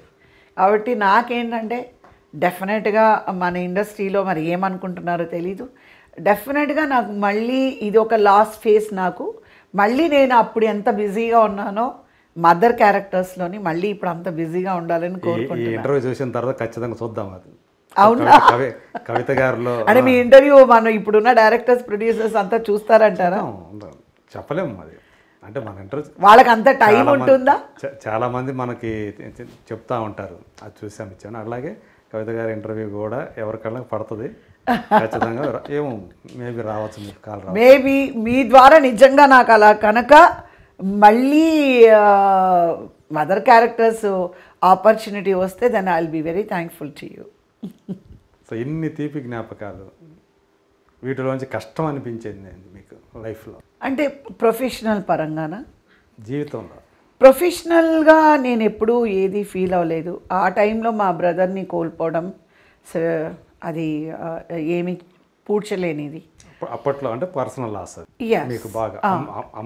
నేను రిగ్రెట్గా ఫీల్ అయ్యేది ఒక ఆర్టిస్ట్గా రిగ్రెట్స్ లేవండి. ఎందుకు అని అంటే నేను హీరోయిన్గా ఆల్బమ్స్ పట్టుకొని ఆఫీస్కి వెళ్ళి వేషాలు వెతుకునే పరిస్థితి లేదు, వేషం ఇవ్వండి అనే పరిస్థితి లేకుండా కథానాయికగా నేను మొత్తం 4 భాషల్లోని వద్దు వద్దు వద్దు నేను చేయలేకుండా ఎన్నో సినిమాలు డేట్స్ అకామిడేట్ చేయలేక వేరే హీరోయిన్స్ చేసిన సినిమాలు కొల్లలు ఉన్నాయి 4 లాంగ్వేజెస్లో. అవునా? కొల్లలు ఉన్నాయి. ఎందుకంటే అంత బిజీగా ఉండేదాన్ని నేను. తెలుగులో అట్లాంటిది ఒక్క సినిమా చెప్పండి, ఒక పెద్ద సినిమా. ఎందుకులేండి, ఇప్పుడు ఫీల్ అలాంటివి ఉన్నాయి. సో దాంట్లో ఇంకొక హీరో కాదండి, ఇంకొక హీరోయిన్ చేయలేకపోయింది, నేను చేసిన రోజులు కూడా ఉన్నాయి కదా. అది ఓకే. అలాగే నేను చేయలేకపోయినప్పుడు ఇంకొక ఆర్టిస్ట్ చేయాల్సిన డెఫినెట్గా ఎవరో ఒకళ్ళు చెయ్యాలి. అది సైన్ చేసి కాదు. నాకు వెంకన్న బాబు గారు చెప్పింది ఏంటంటే, ఆ సినిమా ఏమైందండి మనం వెళ్ళాలి కదా అంటే, ఒక సినిమాలోని నేను కృష్ణ గారితో హీరోయిన్గా సారథి స్టూడియోస్కి నేను రావాల్సింది, నేను ఏమైందండి వెళ్ళాలన్నారుగా హైదరాబాద్కి అని అంటే, లేదమ్మా డేట్స్ అడ్జస్ట్ కాలేదు అని చెప్పి అప్పుడు గీత యాక్ట్ చేశారు. గీత మన ఊరు పాండవుల తర్వాత సెకండ్ మూవీ. ఓకే. ఫస్ట్ మన ఊరు పాండవులు చేసింది. ఇమీడియట్గా నేను చేయలేకపోయిన క్యారెక్టరు కృష్ణ గారు. అది నాకు నా మేనేజర్ చెప్పింది. అంటే నేను మామూలుగా అడుగుతాను కదా, అడిగినప్పుడు ఏమైంది ఏంటంటే చెప్పింది. సో ఆయన చెప్పడం జరిగింది. సో అలాగా నాకు యాక్టింగ్ విషయంలో నాకు రిగ్రెట్స్ లేవండి. రీఎంట్రీలో కూడా ఊపిరి పీల్చుకోలేనంతగా అబ్బా ఎప్పుడా పెద్దాం షూటింగ్లు అన్న లెవెల్కి అంత బిజీగా నేను చెన్నైలో ఉన్నప్పుడు అక్కడ తమిళ షూటింగ్లో అయినా 2 షిఫ్ట్ చేయడము, ఇక్కడ తెలుగు మూవీస్ కూడా 2-3 షిఫ్ట్లు చేసిన రోజులు హైదరాబాద్లో వాళ్ళు మాట్లాడలేదు, వీళ్ళే ఇక్కడ ప్రొడ్యూసర్స్ వాళ్ళు మాట్లాడుకొని అక్కడ షూటింగ్లు పెట్టేవాళ్ళు. ఇక్కడ నేను తెలుగు సినిమాలకు వచ్చినప్పుడు హైదరాబాద్ చెన్నై షటిల్ చేసేవాళ్ళు ఆ టైంలో అంటున్నా. అవునండి, అవును. అప్పుడు అలా ఉన్నప్పుడు ఇక్కడ వీళ్ళు మాట్లాడుకొని, నాకే తెలుసు కదా అమ్మ 1 o'clock మీరు ఆ షూటింగ్కి వెళ్ళాలి అనేవారు. ఏంటి మీరు మాట్లాడేసుకుంటున్నారా అంటే, లేదమ్మా అదేదో వాళ్ళకి మీరు రేపు మార్నింగ్ ఏదో డబ్బింగ్ చెప్పాలంట, అందుకని వాళ్ళ మళ్ళీ సాయంకాలం చూస్తే ఇంకోళ్ళు అలా చేసిన ఈ రీఎంట్రీలో నేను అలా చేయడం కూడా జరిగిందండి. తమిళ్లో చేశాను. అలాగే పొల్లాచికి వెళ్ళేదాన్ని, ఒకే చోట 3-4 సినిమాలు నావి జరిగేవి. వాళ్ళు అడ్జస్ట్ చేసుకో, కవిత మేడం ఇంగిరుకాంగ్లా, సరే నాங்கள் பேசிக்கிறோம். అప్పుడు నాకు పత్రికా శ్రీనివాస్ గారు ఉండేవారు. గౌతమికి నాకు ఆయనే డేట్లు చూసేవారు రీఎంట్రీలో. ఇక్కడేమో గిరిధర్ గారు చూసేవారు. ఇప్పుడు హీరోయిన్స్ అందరికీ చూసిన అప్పుడు గిరిధర్ గారు నా డేట్లు చూసేవారు. సో ఇక్కడ ఈయన అక్కడ ఆయన, సో కోఆర్డినేట్ చేసుకొని నన్ను మొత్తం బొంబాటు చేసేవాళ్ళు. నాకు ఏంటేంటో ఎక్కడెక్కడో ఇచ్చేస్తారు. ఆ ట్రావెలింగ్ చేయలేక చాలా అలసిపోయేవాళ్ళు, చాలా ఇబ్బంది అయిపోయేది అన్నమాట. ఏంటి ఇలాగా అంటే, ఏం చేయాలమ్మా అనేవాడు. ఇక్కడ హైదరాబాద్ నుంచి పొల్లాచి వెళ్తానండి. హైదరాబాద్ నుంచి మళ్ళీ చెన్నై ఫ్లైట్ తీసుకొని అక్కడి నుంచి మళ్ళీ ట్రైన్లో పొల్లాచి, చాలా ఇబ్బంది పడ్డాను అప్పుడంతా. బట్ అది కరెక్ట్, అలా బిజీగా ఉండాలి. ఇప్పుడు నేను బిజీగా ఉండాలి అంటే లేకుండా ఉన్నాను, చూసాను. అప్పుడు కంప్లైంట్ చేశాను, ఇప్పుడు చూడండి. సో నాకు ఆ విధంగా నాకు ఏది నా రీఎంట్రీ రిగ్రెట్ లేదు. చాలా చక్కగా మోర్ దెన్ 200 మూవీస్ పైన చేశానండి, 4 లాంగ్వేజెస్లో. 200 పైనే ఉన్నాయి. తర్వాత మళ్ళీ 25 years బ్యాక్ నేను స్మాల్ స్క్రీన్లో ఎంటర్ అయ్యాను. ఫస్ట్ జెమినీ చేశాను, జెమినీ తర్వాత ఈటీవీ తర్వాత జీ తెలుగు అండ్ జీ తమిళ్ అండ్ జెమినీ, సన్ టీవీ, మొత్తం కంటిన్యూస్గా స్మాల్ స్క్రీన్లో వర్క్ చేస్తున్నాను. అంటే మూవీస్ చేసుకుంటూ స్మాల్ స్క్రీన్లో కూడా చేసుకుంటూ వచ్చాను. ఎప్పుడైతే ఒకసారి మనం రాజకీయాల్లో ఉంటామో డెఫినెట్గా అబ్జర్వేషను, ఆ న్యూస్ పేపర్స్ చదవడం, న్యూస్ చూడడం, అసలు భారతదేశంలో ఏమవుతుంది, నెక్స్ట్ ప్రైమ్ మినిస్టరు ఎవరు, అతను ఏం చేస్తున్నాడు, ఇన్ని రోజులు కాంగ్రెస్ ఈ దేశాన్ని నాశనం చేసింది, ఈయన వచ్చి ఏం చేస్తారు, భారతీయ జనతా పార్టీ, వాజ్పేయి గారు, అద్వానీ గారు అంటే మనందరికీ తెలుసు. సో ఇప్పుడు నరేంద్ర మోదీ అనే ఒక వ్యక్తి వచ్చి ఏం చేస్తారు అని అలా వెళ్ళినప్పుడు, ఆయన ప్రైమ్ మినిస్టర్గా అయ్యాక ఇండిపెండెన్స్ డే ఆయన మాట్లాడేటప్పుడు ప్రతి ఒక్క వర్డ్ నేను విన్నాను. ఆయన పాలసీస్ ఆ రోజు అని చదివేటప్పుడు షాక్ అయిపోయాను. అనుకున్నా హీఈస్ ద లీడర్ ఫర్ భారతదేశం అనుకున్నాను. బట్ పాలిటిక్స్ ఆలోచించలా. He is the person for India, is the right person for India. What is doing is right, what is అంటే ఆయన ఆలోచన విధానం బాగుంది అని. ఇదన్నా నేను కానీ మా ఫ్యామిలీలో అందరూ we started admiring Narendra Modi గారు. సో ఆ తర్వాత I started following everyday slow ఏం జరుగుతుంది, ఏమేం తీసుకొస్తున్నారు, ఈ బిలో పావర్టీ ఉన్న వాళ్ళని ఎలా ఎంకరేజ్ చేస్తున్నారు అనే దాని మీద అలా ఫాలో అవుతుంటే నాకే వాళ్ళ దగ్గర నుంచి ఇక్కడ అందరు లీడర్సు పరిచయమే నాకు. దత్తాత్రేయ గారు కానీ, కిషన్ రెడ్డి గారు. భారతీయ జనతా పార్టీ నాయకుల పార్టీ కాదు. ప్రతి పార్టీ నాయకుల పార్టీగా ఉంటుంది. భారతీయ జనతా పార్టీ కార్యకర్తల పార్టీ. ఏ కార్యకర్త అయినా కూడా ఇక్కడ వాళ్ళకున్న విలువలు, వాళ్ళకున్న గౌరవం ఏ పార్టీలోనే దొరకదు. సో ఇక్కడ ఏంటంటే ఏ లీడర్ అయినా కార్యకర్తగా పనిచేసి కార్యకర్తగా ఉంటే అంటే లేదండి, గౌరవం ఎక్కువ ఉంటుందండి ఇక్కడ. ఓ నేను లీడర్, నేను ఎంపీ, నేను మినిస్టర్ని, అలా ఇక్కడ ఉండదండి. ఈవెన్ మినిస్టర్ అయినా రూట్ లెవెల్లో పనిచేయాలి. ఎందుకంటే చౌకీదార్ అని చెప్పేసి ఒక మాట అన్నారు మోదీ గారు. Yes, I'm a chowkidar and you are a chowkidar కదా. Nobody is boss here. Work చేయడానికి మోదీ గారి సర్కార్లో పనిచేయడానికి చాలా హ్యాపీగా ఫీల్ అవుతుంది. ఈ మధ్యకాలంలో గ్యాప్ వచ్చింది, మీకు పర్సనల్ లాస్ అయ్యారు. మిమ్మల్ని ఎప్పటిదాకా మోటివేట్ చేసేవాళ్ళు ఇంటి నుంచి సడన్గా మీరు కోల్పోయారు. అంటే అక్కడ అందరికీ చాలామంది ఇళ్లలో చాలా విపత్కర పరిస్థితులు ఒక పీరియడ్లో వచ్చినాయి అందరికీ. అలా మీ ఇంట్లో కూడా జరిగింది. ఇప్పుడు ఎలా దాని నుంచి, ఆ పరిస్థితుల నుంచి బయట పడ్డాను అంటే అది చాలా పెద్ద అబద్ధం అవుతుందండి. యాక్చువల్గా సంవత్సరం పైన 4 నెలలు అవుతుంది. 2021 కదా, లాస్ట్ ఇయర్ జూన్ కదా. సో 1.5 year అనుకోండి. బట్ నేను ఒక 2 months నుంచే బయటకు వస్తున్నాను. మీకు పిల్లలు ఉన్నారు, వాళ్ళకి ధైర్యం చెప్పాల్సిన వాళ్ళు మీరే కదా. మరి మీరే ఆ పరిస్థితులను అలా ఎదుర్కోలేకపోతే కష్టం అండి. నేను అదే ఇందాక మీతో అన్నాను. మీరు ఒక మాట అన్నారు, ఇండస్ట్రీలో ఉన్న వాళ్ళందరూ సెన్సిటివ్గా ఉంటారా మీలాగా అన్నారు. నేను చాలా సెన్సిటివ్. నాకు ఇతరుల గురించి నేను చెప్పలేను, కానీ నేను చాలా సెన్సిటివ్ అండి. చాలా అంటే చాలా సెన్సిటివ్. మా మదరు నన్ను వదిలి వెళ్ళిపోయినప్పుడు ఆల్మోస్ట్ 1.5 year బెడ్ రీడన్ అండి. అది చాలామందికి తెలీదు. ఏ సంవత్సరం అది? 2007. ఓకే. So 1 year almost.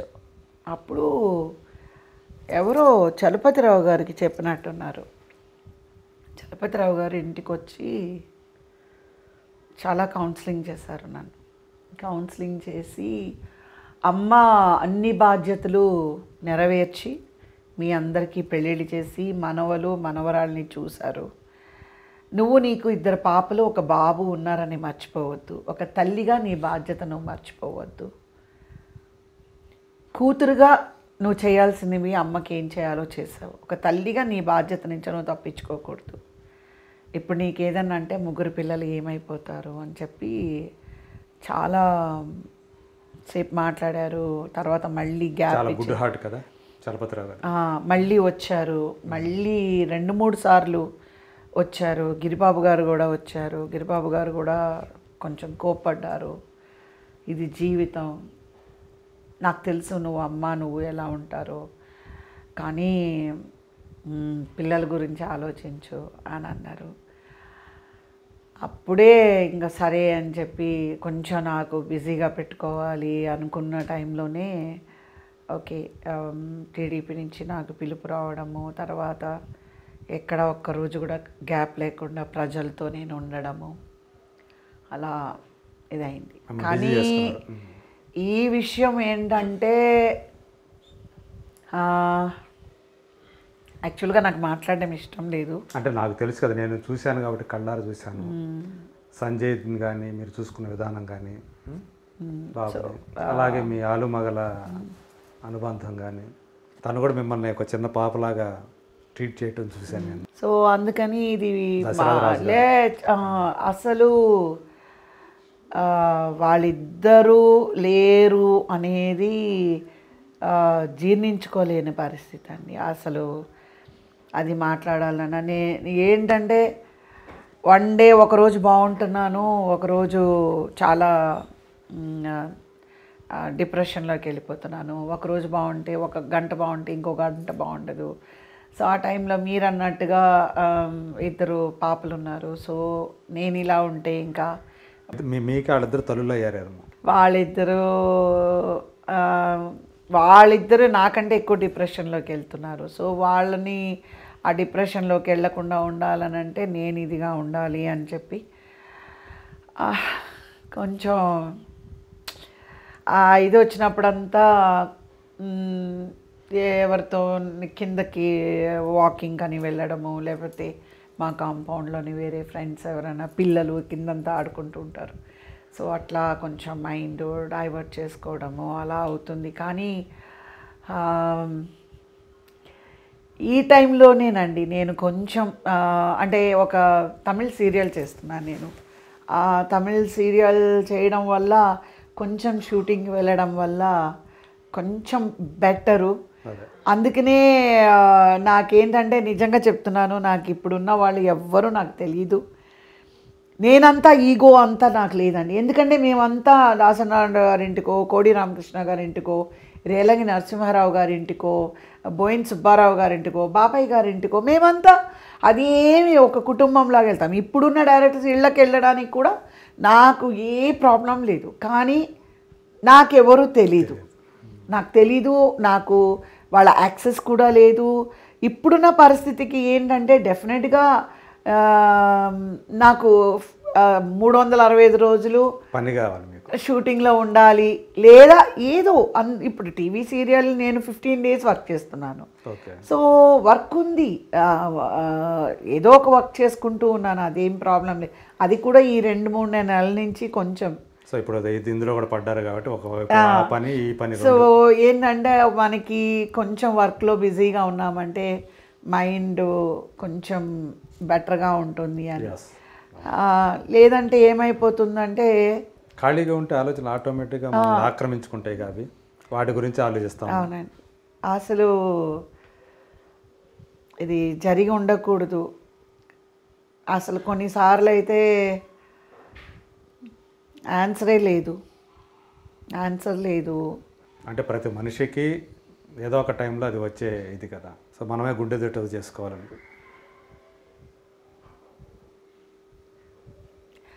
చేసుకోవాలి అంటే లైక్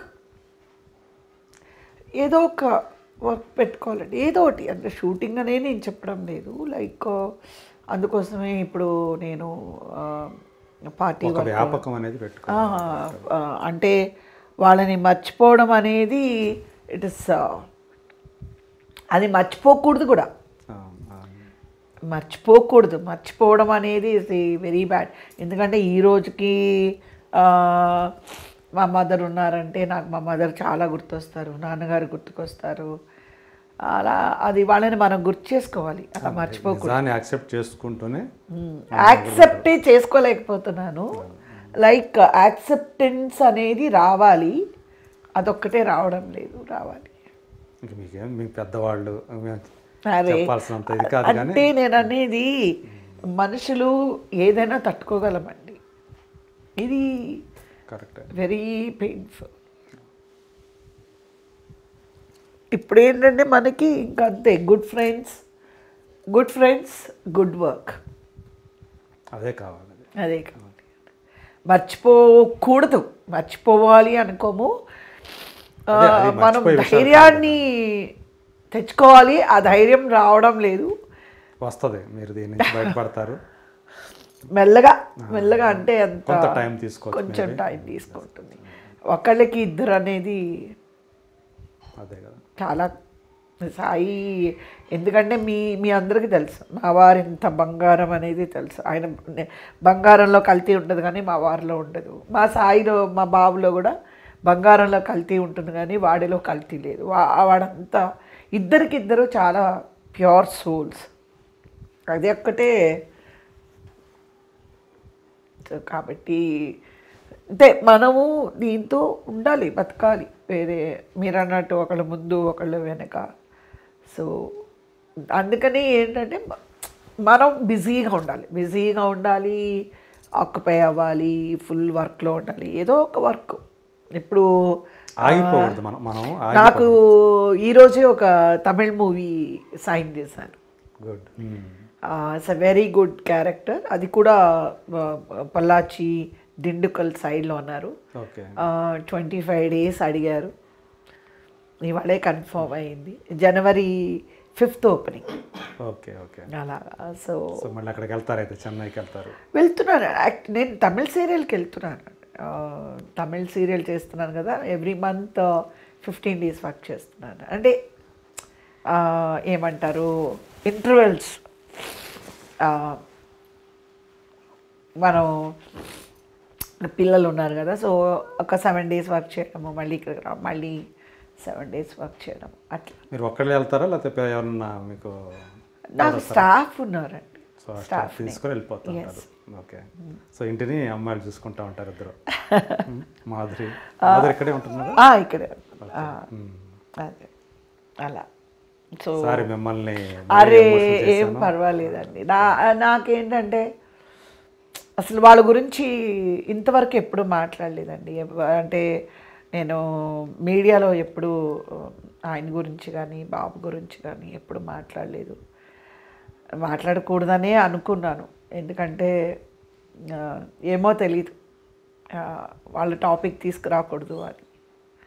సో ఈరోజు మొదటిసారి ఓపెన్ అయ్యారంట నా వల్ల. పర్వాలేదు. సో చాలా కవిత అంటే నేనేందో మీకు తెలుసు, మీరేంటో నాకు తెలుసు అన్నట్టుగా. సో చాలా విషయాలు ఈరోజు అంటే ఇదివరకే నేను మీ కథ నేను విన్నాను, కానీ ఇంకా డెప్త్గా ఈరోజు మీరు చాలా విషయాలు చెప్పాలి అంటే చాలా ఉంటాయండి. కాకపోతే అది దో ఇట్ ఈస్ 9 years, అది ఒక 50 years అనుకోండి. 50 yearsలో ఏమైతే జరుగుతుందో అది నాకు 9 yearsలోని చాలా చాలా ప్రయాణం. అంత బిజీలో కూడా ఎన్నో ఉన్నాయి, చాలా ఉన్నాయి. సో ఒక్కొక్క అకేషన్లో మనం ఒకటి మాట్లాడుకోవచ్చు. ఈరోజు యాక్చువల్గా అయితే మనకి చాలాసేపు మాట్లాడుకున్నాం, చాలా టైం తీసుకున్నాను.